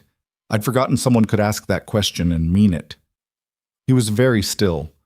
Not the usual stillness of a man considering his words, but a different kind. The stillness of someone who has just received something they didn't know to prepare for. "I meant it," he said. "I know," she said. "That's why I stayed." The fire in the stove settled. Outside, something, a branch, a fence post somewhere heavy with snow, shifted under its accumulated weight and made a single low sound that was absorbed immediately by the white in the dark. Neither of them said anything else. But when she turned back to the dishes and he stayed at the table with the lamp and the pages, the kitchen had a quality to it that hadn't been there before. Something settled into the space between them, not named and not required to be named. It was enough to exist in the room with them. It was enough that they both knew it was there. She washed the last dish and dried her hands and said goodnight, and he said goodnight, and she went to her room and closed the door and stood in the dark for a moment before she lit her lamp. The schedule on the wall had 17 items for the next 7 days, and tomorrow would come with its own requirements and its own complications. And the winter was not over. It had barely started. But the ranch was holding. She was part of why it was holding, and everyone in that small circle of lamplight and snow and cattled breath and working hands knew it. That was not a small thing to be. The second storm came 11 days after the first. Evelyn heard it building before it arrived. A change in the quality of the wind, a drop in temperature that was faster than the normal overnight shift, and a particular heaviness in the air that she had learned, over these weeks, to read the way she read the ranch's other signals. She mentioned it to Gideon at supper the night before. "Wind's changing direction," she said. "It was northwest this morning. It's pulling more north now." He looked up from his plate. "You've been watching the wind." "I've been watching everything," she said, which was true and was not an exaggeration. He went out after supper to check the sky and came back in with snow already in his hair and the expression that meant he was revising his schedule in his head. "Move the cattle up," he said, talking to himself as much as to her. "Tonight, not morning." He went to the bunkhouse to get Pete and Cale, and Evelyn watched the three of them through the kitchen window as they crossed the yard in the last of the day's light, moving with the specific urgency of men who know what a miscalculation in weather costs. She added wood to the stove, doubled the pot of soup she'd been making, and sat down with the supply notebook to run the numbers again. The second storm was worse than the first. It came in overnight, and it came hard. Not the quiet weight of the first storm, but something with more anger in it. Wind driving the snow sideways and making the barn invisible from the back door by morning. Evelyn stood at the kitchen window with her coffee and watched the white wall of it and thought practically about the next 7 days. Gideon came in from the early barn check with ice on his collar and his face set against the cold. Pete was behind him, and both of them moved to the stove without speaking, which told her enough about the conditions outside. "How is it?" she said. "The cattle are in," Gideon said. "We got the last of them in last night. That's the good news." He took the coffee she handed him. "The supply route to town is gone for at least a week. Walsh won't be running in this." "We have enough," she said. "I recalculated last night. 3 weeks if we're disciplined." "We'll be disciplined," he said. Pete drank his coffee and went back out. The storm didn't care that he had things to do, and it didn't care that they had prepared well and were now in the position of simply enduring, which was the position any honest confrontation with Wyoming winter eventually arrived at. By the 3rd day of the second storm, the isolation had a texture to it. Not unbearable. Evelyn was not a woman who required constant external input, but present, the way the walls of a room become present when you have been inside them long enough. She organized, she mended, she worked through the ledger with a precision that went slightly beyond necessity and into the territory of keeping her mind occupied. She wrote a long letter to her sister that she couldn't send and that she found, in the writing of it, said things she hadn't known she needed to say. Gideon read. He had a shelf of books in the front room that she had dusted and cataloged weeks ago. History, practical manuals, 3 novels she recognized, and 2 she didn't. He came to the kitchen table with them sometimes, reading in the evenings the way she did, and those evenings had become their own kind of routine, not social in the way that required performance. Just 2 people in the same lit room with their separate books, and the occasional remark when something was worth remarking on. On the 4th evening, he looked up from the manual he was reading, Irrigation Systems in the Western Territories, something she would have found dry but that he was clearly reading with real interest, and said, "Tell me about the river barge." She looked up. "The what?" "The sail. You mentioned it the first night. You said you repaired a sail on a river barge." She had said that. She had nearly forgotten she'd said it. It had come out in the rush of answering his question, part of the inventory she'd made of herself when he asked who she was. "That was 9 years ago," she said. "I was passing through St. Louis with my sister's family. We were taking a riverboat, and one of the barges in the convoy had a torn mainsail, significant tear weather damage, and the man who normally handled sail work was sick. They were asking around for anyone with experience, and my brother-in-law volunteered me without asking me first, which was—" She stopped. "He meant well. But you could do it." "I had read about sail repair," she said, "in a manual about Great Lakes navigation that I found in a lending library. I had never actually done it, but the principles are the same as any heavy canvas work, and I had done canvas work." "You fixed it." "I fixed it," she said. "It took 4 hours and I had to lie on my stomach on the deck for most of it, which was difficult for my leg, but I got it done." She paused. "The captain gave me $3, which was more money than I'd seen at one time in a while." Gideon set down his manual. He was looking at her with the direct look. "You've been doing things like that your whole life," he said, "finding out you can do something by doing it." "There wasn't much alternative," she said. "Waiting for someone to give me permission or training or opportunity, that wasn't a strategy that produced results." "No," he said. He was quiet for a moment. "I came out to Wyoming Territory the same way. I didn't know how to run a cattle ranch. I knew horses. I knew fence. I learned the rest by doing it wrong until I did it right." "How many times did you do it wrong?" "Many," he said. "The first winter I lost 9 head because I didn't understand how quickly the temperature could drop and didn't have them in soon enough." A pause. "That was expensive. Did anyone help you figure out what went wrong?" "Old man Garrett, 2 ranches east," he said. "He came over in the spring and walked the property with me and didn't say much, just looked at things, and then at the end he said, 'You're running your fence line wrong and your north shelter is in the wrong place.' Showed me what to change." He looked at his book without seeing it. "He died 4 years ago. I still fix things the way he showed me." She thought about that, about the chain of it, knowledge traveling person to person across the difficult spaces people occupied. She thought about her mother, who had taught her to sew before the fever, and the books she'd found after, which had taught her everything else, and the borrowings and the watching and the trial and error that had built, over 34 years, the set of capabilities she carried with her wherever she went. "The people who taught us things," she said. "Yes," he said. They went back to their books. Outside, the storm maintained itself with the stubborn persistence of something that had no reason to stop and no awareness of the inconvenience it was causing. The lamp on the table put its small warm light on the pages and their hands, and the grain of the wooden surface, and the two cups that sat between them in the undesigned way of things that had found their places through use. On the 5th day, the wind dropped and the snow thinned, and by afternoon there was a pale version of sunlight coming through the clouds. Not enough to change the temperature, but enough to change the quality of the day. Evelyn went outside for the first time since the storm had started, just to the back of the house and not far into the yard, because the drifts were chest-high against the south wall, and the cleared path went only as far as Pete and Cale had shoveled that morning. She stood in the cold air and breathed it, which hurt slightly in the lungs and was worth it anyway. Gideon found her there when he came around the corner of the house. He stopped when he saw her, and she turned at the sound of his boots on the packed snow. "Just getting air," she said. "Good idea," he said. He came to stand a few feet away, and they both looked at the yard, the buried fence posts, the snow-loaded barn roof, the particular exhausted beauty of a landscape that had been worked over thoroughly by something larger than itself. "The road to town will be passable in 3 days," he said.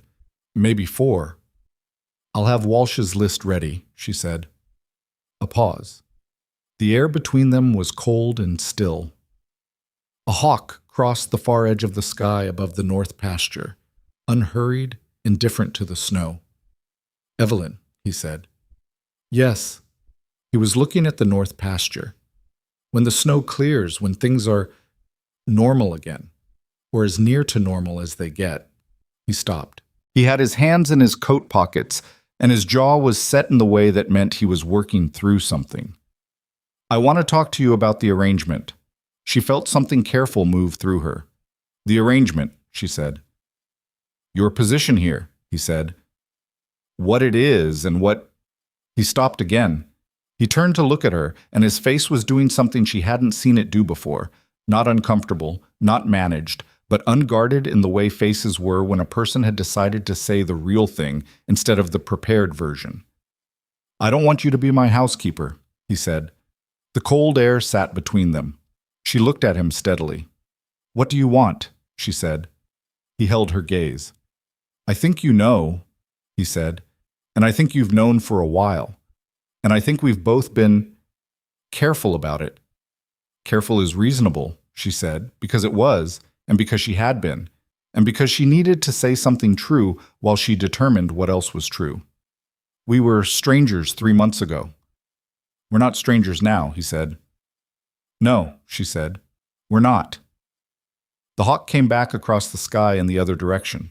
She watched it and thought about the letter to her sister she had written and not sent, and whether what she had said in it, if she had actually sent it and her sister had actually read it, would have surprised her sister at all. "I'm not making a speech," Gideon said. "I don't have—" He paused. "I'm not a man who makes speeches." "I know," she said. "But I want you to know that I see you," he said. "Not the thing other people see. You." A pause. "The river barge and the accounting books and the schedule on the wall and the way you talk to Holt at the station like a person with a spine made of iron, that's what I see." She was quiet for a long moment. The cold moved through the yard and neither of them moved against it. "You live out here 8 miles from town," she said, "alone most of the time before I came. And you don't say much about what that cost you." He looked at her with something that shifted in his eyes, a slight change in the depth of it, like something moving beneath still water. "No," he said, "I don't." "It costs something," she said. "Yes," he said. "It costs me things too," she said. She considered how to say it. "I know what people say when a woman in my position stays in a man's house. In town, in the territory, generally. I know what story they tell. And I've been—" She stopped. "I've been deciding what I care about and what I don't." "What did you decide?" he said. She looked at him. The winter light was thin and the cold was serious, and her bad leg was aching from standing on frozen ground, and she thought about Randall Holt on the station platform saying, "Cripple to the open air," and about the 4 men before him, and about the boarding house in Nebraska, and the polite letter from the man in Kansas and George, the carpenter's mother, who found her impractical. She thought about the first night in this kitchen and the question that had stopped her. "I decided I care about what's real," she said, "and this is real." He nodded. Once, slowly. The nod of a man receiving an answer he had hoped for and prepared himself not to count on. "When the snow clears," he said, "I'd like to take you somewhere. Just walk. Show you part of the ranch you haven't seen." "The hill to the north," she said. "Pete mentioned it." He looked faintly surprised. "He told you about it?" "He mentioned you went there sometimes, to think." She paused. "He didn't say it like it was a secret. He said it like it was where you went when things mattered." Gideon was quiet for a moment. "Yes," he said. "That's right." She nodded. "I'd like that," she said. They went back inside, and the kitchen was warm, and nothing had been announced or concluded or formally decided, but something had been laid down between them like the first stones of a foundation. Not the building yet, just the beginning of what the building would rest on.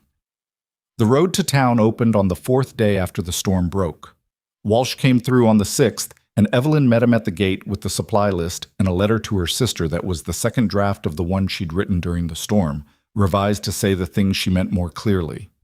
Walsh took the letter with the indifferent efficiency of a man who carried other people's important things without needing to know why they were important.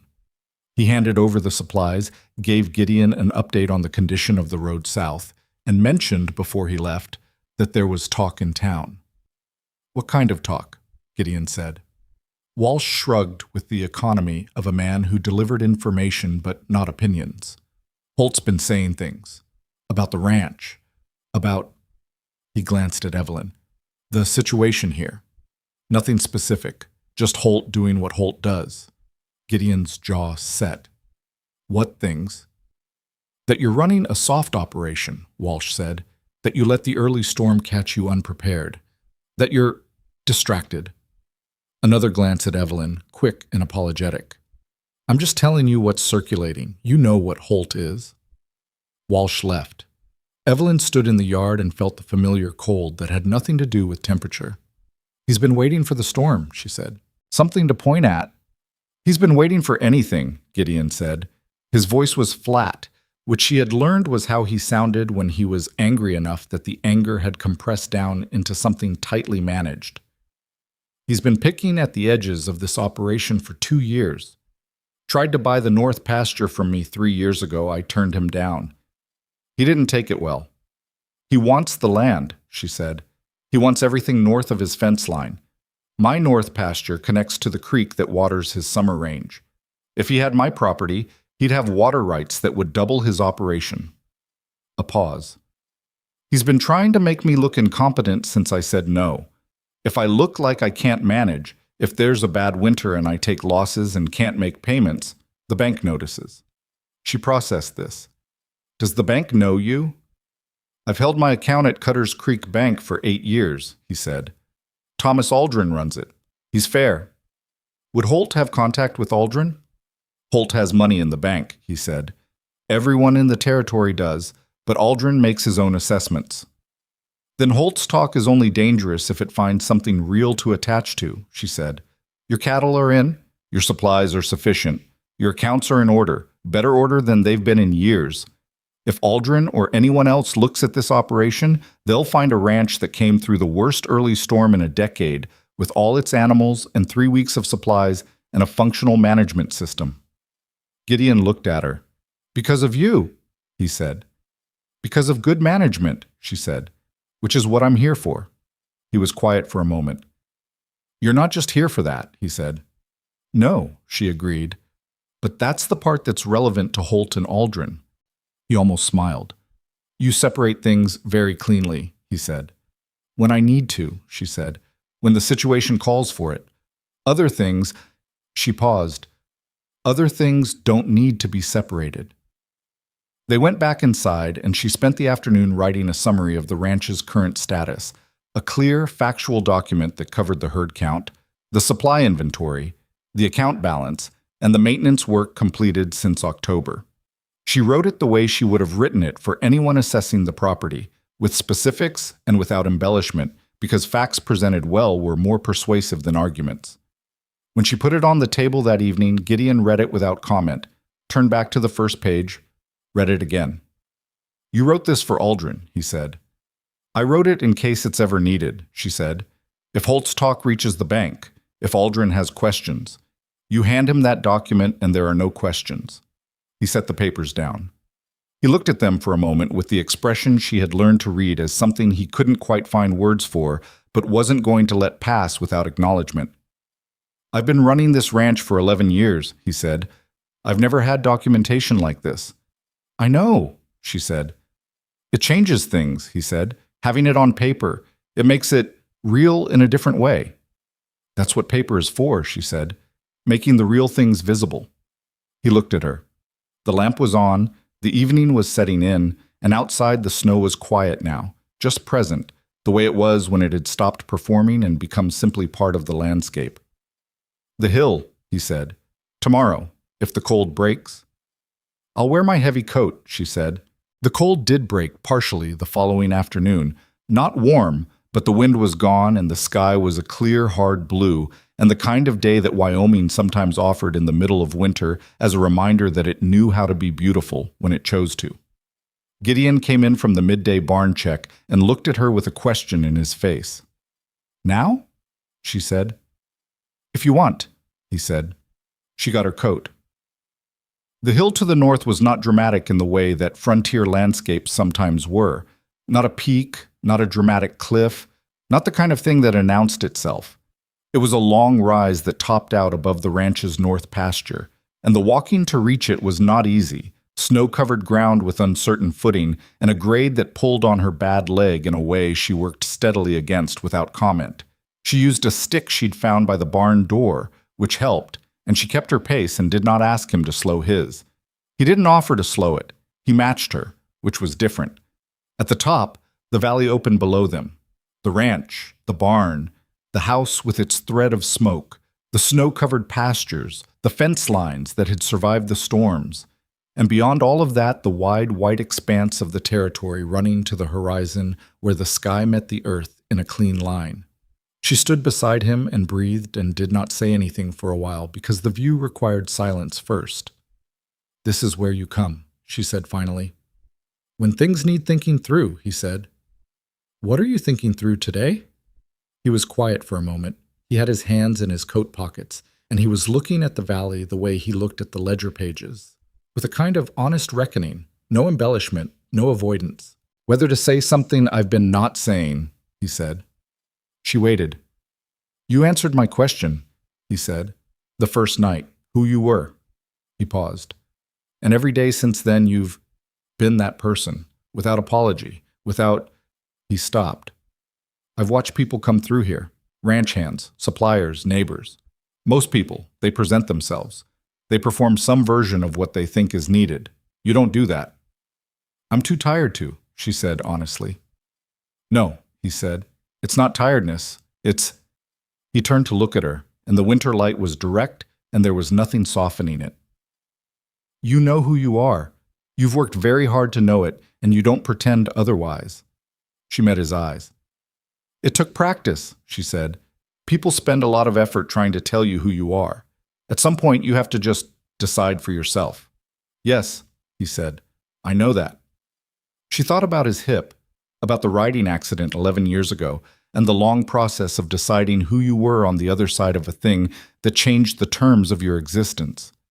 She thought about the way he had never once, in all the weeks she had been here, used his injury as an excuse or a limitation or an explanation, the way he simply worked with what he had and expected the same of himself and of the work. "You know it too," she said. "I learned it differently," he said. "Alone, mostly. Out here." He looked back at the valley. "It's a harder way to learn it." "Yes," she said. "It is." He was quiet for a long moment. The cold moved through them both, and neither of them moved against it. "I don't want to be alone out here anymore," he said. "That's what I've been not saying." The words landed in the cold air simply, without drama. He wasn't looking at her when he said them. He was looking at the ranch, at the smoke from the chimney, at the life he had built that had been adequate and complete, and that had also, until 3 months ago, been missing something he had gotten so practiced at not naming that he'd almost succeeded in believing it wasn't there. She looked at the same view he was looking at. The house, the barn, the fence lines, the smoke.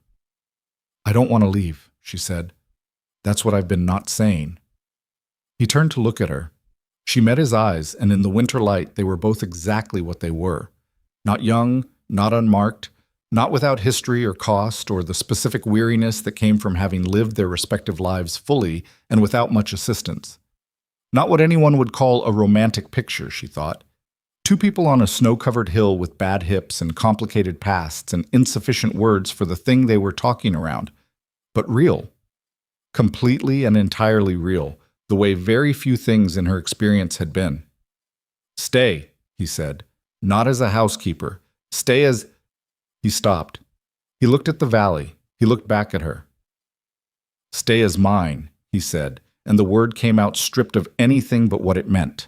No speeches, no flourish, just the plain claim of it, and the plain offer of it, and the plain question underneath. She thought about the platform at Cutter's Creek Station. She thought about Randall Holt saying cripple to the open air. She thought about 4 men in 4 territories who had looked at her and found the sum of her insufficient, and about the small room off the kitchen with the west window, and about the weather stripping on the back door, and about who are you when people stop looking at your leg, which was the question that had started all of this. "Yes," she said. "All right. Yes." He nodded. Once. The nod of a man receiving something he had not been certain he would receive, and who was, in this moment, not going to make it into more than it was because it was already enough. He offered his arm on the way back down the hill. Not to manage her. She understood that now, understood the difference between management and the gesture of a man who simply wanted the contact. She took it, and they came down the slope together in the winter light, careful on the snow, steady in the way of 2 people who have each spent a long time learning to be steady on their own, and have arrived, against reasonable odds, at the possibility of being steady together. The kitchen was warm when they came in. She hung up her coat and he hung up his, and she went to the stove and he went to the table, and they moved around each other in the kitchen with the ease of months of practice. And it was ordinary, and it was theirs, and she let herself feel the full weight of that without pulling back from it. Outside, the valley held the winter light for another hour before the dark came. The smoke rose from the chimney into the cold blue sky, and the fence lines held, and the cattle were in, and the numbers on the page said the ranch would make it to spring. And in the kitchen of the Cross Ranch, in the warm light of the stove, Evelyn Mercer stood at the counter and made supper and felt, for the first time in longer than she could clearly reckon, that she was exactly where she had chosen to be. That was not a small thing. It was, in fact, everything. They got married on a Thursday in February, which was not a romantic choice, but a practical one. Thursday was the day Walsh ran his supply route through Cutter's Creek, which meant he could serve as a witness without making a special trip, and the justice of the peace was available on Thursdays because his other work kept him occupied Monday through Wednesday. Evelyn had noted, when she and Gideon worked out the logistics, that this was perhaps the least ceremonially motivated wedding arrangement in the history of the Wyoming Territory, and Gideon had said that suited him fine if it suited her, and she had said it suited her perfectly, which was true. Clara Webb was the second witness. She showed up at the Justice of the Peace's office with a look on her face that was as close to triumphant as Clara Webb apparently allowed herself, and she pressed Evelyn's hand once, hard, before the brief proceedings began, and said nothing, which was exactly the right thing. Ruth Addison from the general store had apparently told half of Cutter's Creek that morning, because when Evelyn and Gideon came out of the justice's office, there were 7 people standing on the street in the February cold who had no particular business being there except the business of having come to see. Old Man Garrett's widow was among them, and she nodded at Gideon with the particular nod of someone who had watched a person build something from nothing and was satisfied to see it continuing. Pete was there, which surprised Evelyn until she remembered that Pete had driven them in from the ranch and had been waiting somewhere with the wagon the entire time. Randall Holt was not there, which was its own kind of statement. The ride back to the ranch was cold and quiet in the comfortable way. Walsh had gone ahead with the supplies. Pete drove without speaking, which was his natural state. Gideon sat beside Evelyn in the wagon bed with their shoulders touching, and she looked at the territory opening out on either side of the road, white and wide and serious, the way it always was in February, and she felt the specific quality of a thing completed. Not finished, completed. The difference being that finished implied an ending, and this was the opposite of an ending. She had written to her sister the week before. The letter had taken 4 drafts, not because she didn't know what she wanted to say, but because her sister deserved honesty rather than the managed version, and honesty about this required some care. She had said, "I know this is not what you expected, and I know it will worry you, and I want you to understand that I did not arrive at this carelessly." She had said, "He asked me once who I was when people stopped looking at my leg, and I have been answering that question every day since, and the answer keeps getting larger." She had said, "I am not fixed, and he is not fixed, and we are both carrying things that don't go away, and that is exactly why this makes sense." Her sister had written back in less than 2 weeks, which given postal times was nearly immediate. The letter said, "I read yours 3 times. I cried at the part about the question. Come visit when the snow clears." The spring came the way Wyoming springs came, slowly, then suddenly, then slowly again, as if the season couldn't quite commit. March was a series of negotiations between winter and everything else, with winter winning most of them. By April, the south pasture was showing ground, brown and matted from the snow, but present, and the creek to the east was running. By May, the ranch had a different quality, louder, warmer, more alive. The cattle in the south pasture, and the horses restless in the corral, and the mornings coming earlier and with more light than Evelyn had seen since she arrived. She had been at the Cross Ranch for 7 months. It felt, in some ways, like a much longer time, which she took as an indicator of how fully she had grown into the place. The way time expands inside a life that fits you rather than contracting the way it did when you were always slightly ill at ease. The problems did not disappear when the season changed. That was one of the things she had understood from the beginning, and that the intervening months had confirmed. Real life was not a resolution. It was a series of new negotiations with circumstances that were always shifting. The water rights issue with Holt's south fence had not been resolved. The north shelter needed significant repair after the winter.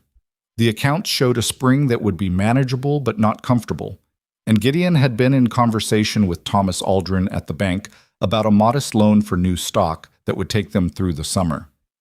She had gone with him to see Aldrin. This had not been planned. She had driven to town with him for the supply run and mentioned at the last moment that she'd like to come into the bank, and Gideon had given her the considering look and then said, "All right." Aldrin was a precise man in his 50s with a careful way of listening that Evelyn recognized as the professional attentiveness of someone who had made many decisions based on incomplete information and had learned to collect data thoroughly before committing. He had greeted Gideon and then turned to Evelyn with the polite neutrality of a man determining what her presence signified. "My wife," Gideon said. "She manages our accounts." Aldrin's expression shifted slightly, a recalibration, not hostile, just adjusting. "Mrs. Cross," he said. "Mr. Aldrin," she said. And then, because she had brought the document she had prepared in February, the status summary, the herd count, the supply inventory, the expense projections, she placed it on his desk. "I thought this might be useful for the conversation." Aldrin looked at the document. He picked it up. He read it with the same careful thoroughness he brought to everything, and the room was quiet while he did, and Gideon sat beside her without speaking, which was its own kind of statement about whose territory this was. When Aldrin set the document down, he looked at Evelyn directly. "You prepared this." "Yes," she said. "The projections on page 3, he said. "You're using last year's cattle prices as your baseline, but there's a note suggesting you've accounted for a potential 10% variance. The territory market in spring tends to soften when everyone's bringing stock in simultaneously," she said. "I wanted the projection to be honest rather than optimistic." Aldrin looked at her for a moment. Then he looked at the document again. "The loan you're requesting," he said, is conservative relative to what this document suggests the operation could support. Yes, Gideon said, we don't want more than we need. That's not a perspective I encounter daily, Aldrin said, and there was something in his voice that was almost dry humor. He approved the loan. It was not a dramatics moment. There was no ceremony to it, just the practical exchange of signatures and the handshake and the walk back out into the May sunlight. But she felt the weight of it, the way a thing you have worked toward has weight when it arrives. On the walk back to the wagon, Gideon said, "He looked at you like he was revising something." "People do that," she said. "It's all right, as long as they revise in the right direction." He looked at her with the corner of the mouth movement that had become, over the months, the version of a smile he wore most often. Not the full thing, which appeared rarely and meant something specific, but the partial one that meant he was with her, that he had followed the thought and found it right. The Holt situation came to its head in June. She had not expected it to resolve cleanly, and it didn't. What happened was this. Holt, who had been running his fence line progressively eastward over the course of 2 years in small increments that individually looked like maintenance errors, moved it 12 feet in one action the first week of June. 12 feet east, into the Cross Ranch's south pasture, which put his fence across the path of the creek that served as the southern water source for Gideon's summer cattle. Pete found it on a morning check and came back to the ranch with his face in the controlled expression he used for serious news. Gideon was at the table finishing his coffee when Pete came in, and Evelyn was at the stove, and they both turned at the sound of Pete's boots. "Holt moved his fence," Pete said. Gideon set down his cup. 12 feet, Pete said. "Into the south pasture. It's across the creek." The kitchen was quiet.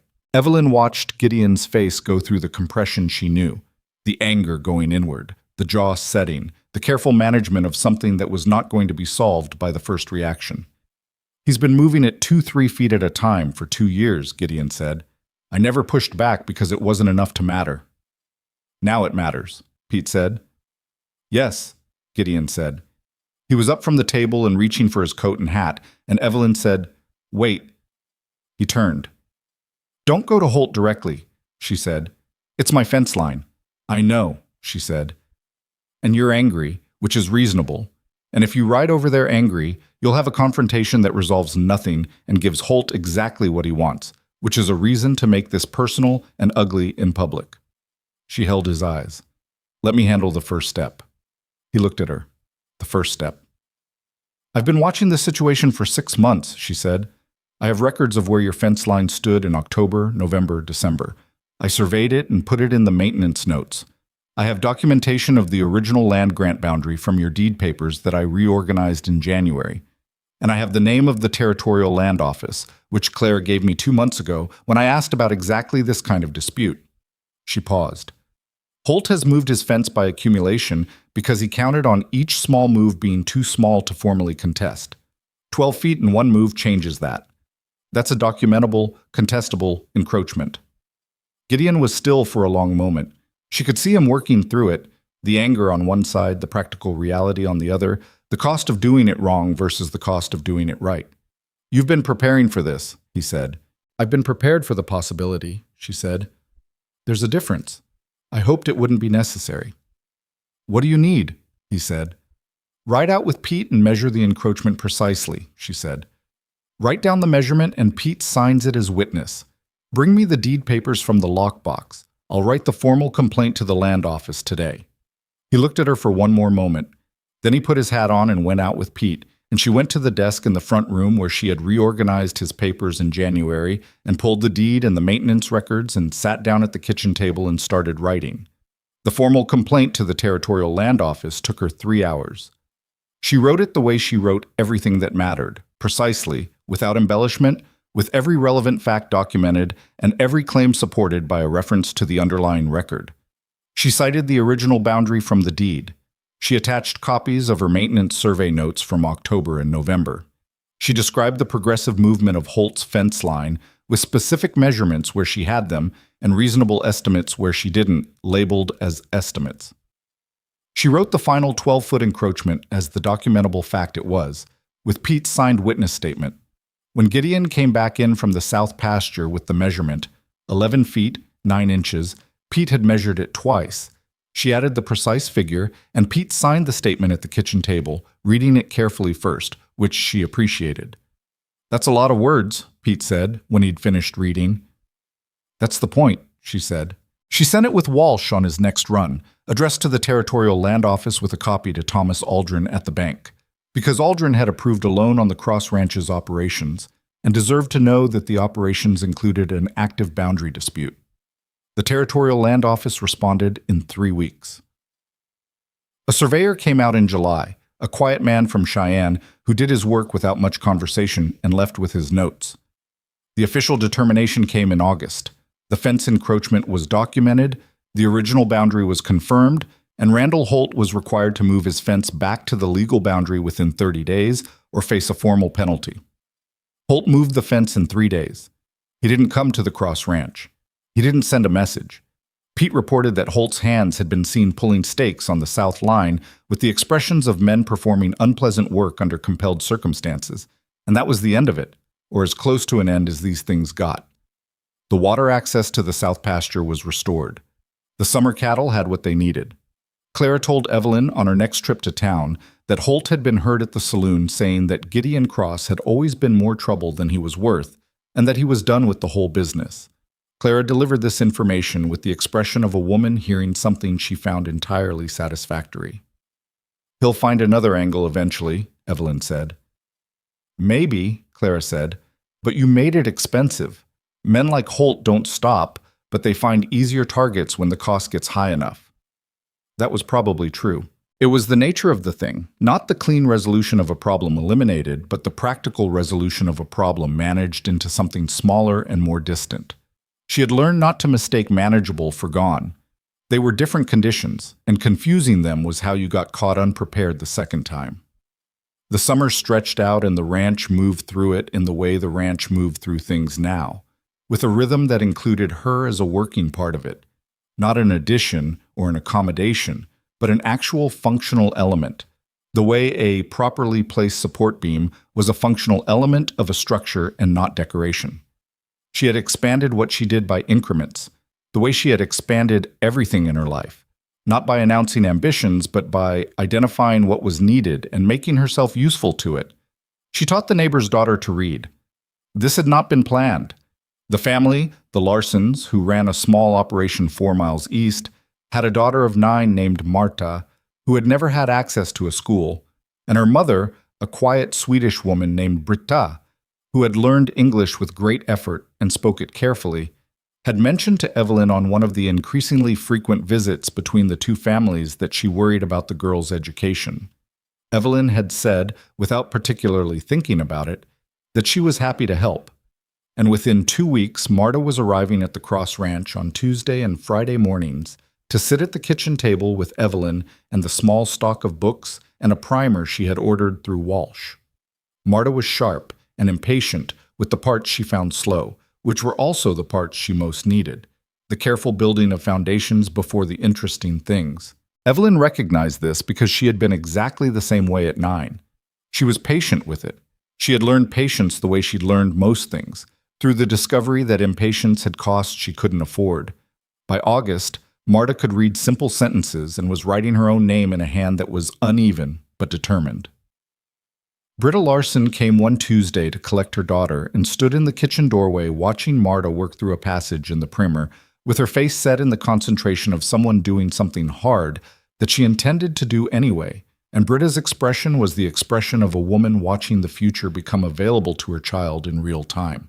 She said to Evelyn in her careful English, "How much do I owe you?" "Nothing," Evelyn said. "No, I should—" "Britta," Evelyn said, "it's not a transaction. It's just—" She looked at Marta, bent over the primer. "It's just what I want to do." Britta pressed her lips together and nodded the nod of a woman accepting a gift she intended to repay in some equivalent currency later, and left it there. Gideon asked about it that evening. He had seen Marta at the table several times and had moved around the kitchen arrangement without comment. The way he moved around all of her arrangements without comment, once he'd satisfied himself that they weren't disrupting the things that actually needed to happen. "The girl's learning quickly?" he said. She's fast when she lets herself be slow, Evelyn said, which is a thing I understand. He looked at her from across the table. You should be teaching, he said. I am teaching, she said. More formally, he said. There are other families in the territory with children who don't have school access. And you're, he stopped. Good at it, she said. Very good at it, he said, with the directness he used when he meant something precisely and didn't want it softened. She had thought about it. She wouldn't pretend she hadn't. The tutoring she'd done at 21 and 22 had been the work she'd been most reluctant to leave, and leaving it had left a gap that she had filled with other useful things, but that had remained a gap. The circumstances now were different. She was not employed by a family with a son who needed to perform cruelty for his friends. She was on her own ground, or as close to it as she had ever been.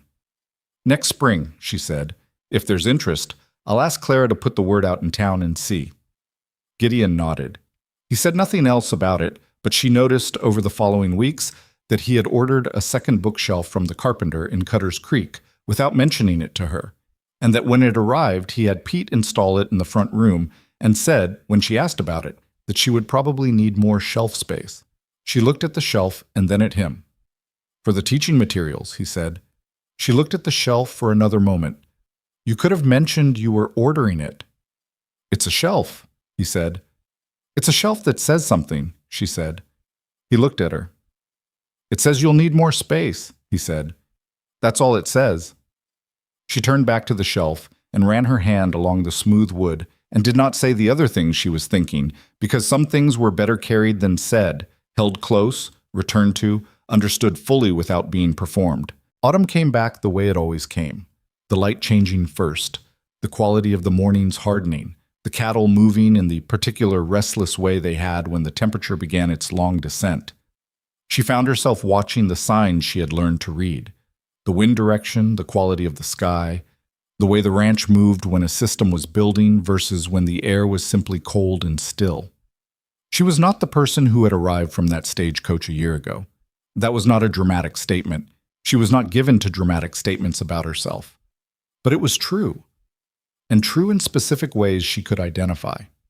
She had not become a different person. She had become more fully the person she already was, which was a different thing, and in some ways harder, because it required that she stop apologizing for the space that person occupied. She still limped. The leg was still the leg. It hurt more in the cold. It slowed her on difficult ground. It required ongoing navigation of a world that was not designed with it in mind. That had not changed and would not change. What had changed was the amount of her attention she spent on managing other people's relationship to it, which was now almost nothing, which returned to her a quantity of energy and focus she had been spending for years without fully realizing the cost. In October, exactly 1 year after her arrival on Walsh's wagon, she sat at the kitchen table after supper with Gideon across from her, and the lamp between them and the new bookshelf visible through the doorway to the front room, and the schedule on the wall beside the pantry that had been replaced twice now with updated versions. And she thought about the question of what a life was when it was working. She had thought about this before, in various forms, with various answers. The answer had changed with her circumstances, which was probably as it should be. A fixed answer to that question was either very fortunate or dishonest.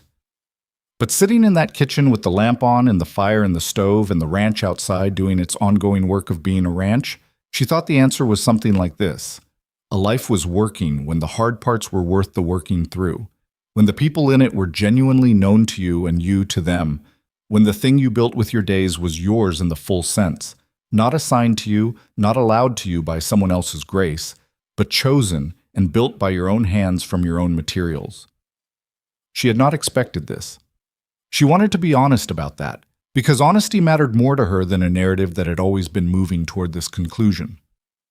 She had arrived in Wyoming territory to answer a marriage advertisement placed by a man who turned her away in public with a word she would never use to describe herself. She had taken a housekeeping position as the only available option and had intended, in some vague and unexamined way, to leave when something better presented itself. Something better had presented itself by being exactly where she already was. That was not a lesson she could have been taught in advance. It was the kind of thing that only became visible from the inside. Gideon looked up from the book he was reading. He looked at her face for a moment, the way he did sometimes, just checking, the way you checked something you valued for signs of distress without making a production of the checking. "What are you thinking about?" he said. "A year," she said. He looked at the table for a moment, calculating it. "Walsh's wagon," he said. "Walsh's wagon," she agreed. He was quiet. She could see him doing what she had been doing, running the year back through his memory, taking stock of it. "You fixed my weather stripping the first week," he said. "Your door was a draft," she said, "and you reorganized the pantry without asking." "The pantry was a philosophical position I couldn't support," she said. The corner of his mouth moved, the partial smile that was its own language now, that she read the way she read everything, specifically, with attention, without projecting meanings that weren't there. "The ledger," he said. "Good catch, every time." "That's what ledgers are for," she said. He looked at her across the table, the direct look, the one that had no management in it, no calculation, just him looking at her. "I'm glad you stayed," he said. Simple, no architecture to it. "So am I," she said. Outside, the October wind moved through the dry grass of the south pasture, and the cattle were in, and the new bookshelf stood in the front room waiting for the materials she hadn't yet gathered. And Pete was in the bunkhouse, and Cale was asleep probably, and the ranch was doing what it did at night, which was simply existing, holding the things that had been put in its care. She thought about Marta at the kitchen table with her primer and the uneven, determined handwriting. She thought about Britta Larson's face in the doorway. She thought about the women who would come after, the children in the territory who didn't have access to school, the families who were managing on the margins the way she had always managed on the margins, who needed someone who understood the territory between sufficient and enough because they lived there too. She thought about what it meant to have been reduced for years to a single visible fact about yourself, and what it cost, and what it opened, when someone finally looked past it and asked the real question. The real question was never about capability.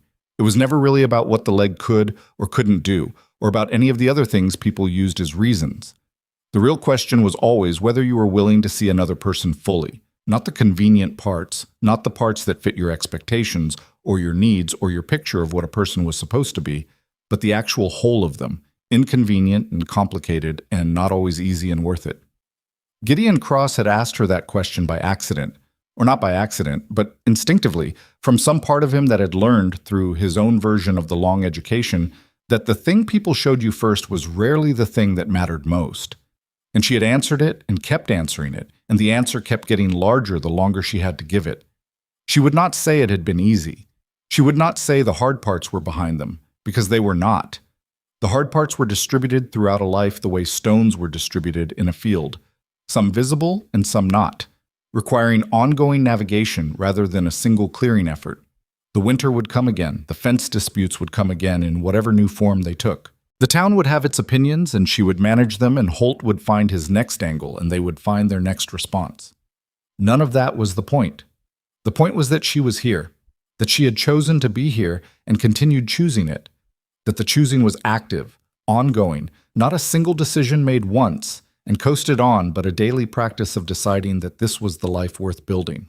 She got up and cleared the cups from the table and set them in the dry sink and looked out the west window for a moment at the dark that was Wyoming dark. Enormous, specific, lit faintly at the edges by a moon somewhere behind the clouds. The same dark she had looked into from the stage platform a year ago and seen as indifferent, as closing in. It looked different now. Not warmer, not smaller, not less serious. Just inhabited. Hers, in the way that things became yours when you had lived inside them long enough to know their character. She turned from the window and Gideon was watching her. Not the checking look, the other one. The one that had no name for her yet, but that she recognized by its quality, which was the quality of a man who had spent a long time alone and had discovered, to something between his surprise and his relief, that alone was no longer the most accurate description of his situation. "Come read," she said. "The lamp's still good." He got up and followed her to the front room, and they sat in the two chairs she had moved to face the new bookshelf and the window, and they read, and outside the ranch held everything it held, and the year turned its slow turn toward another winter, And the question that had started all of it continued being answered in the only way that mattered. Not in words, but in the daily accumulation of a life built honestly, with both hands, from everything they each had carried in and chose to lay down and chose to build with. That was the whole of it. That was, she had come to understand, enough.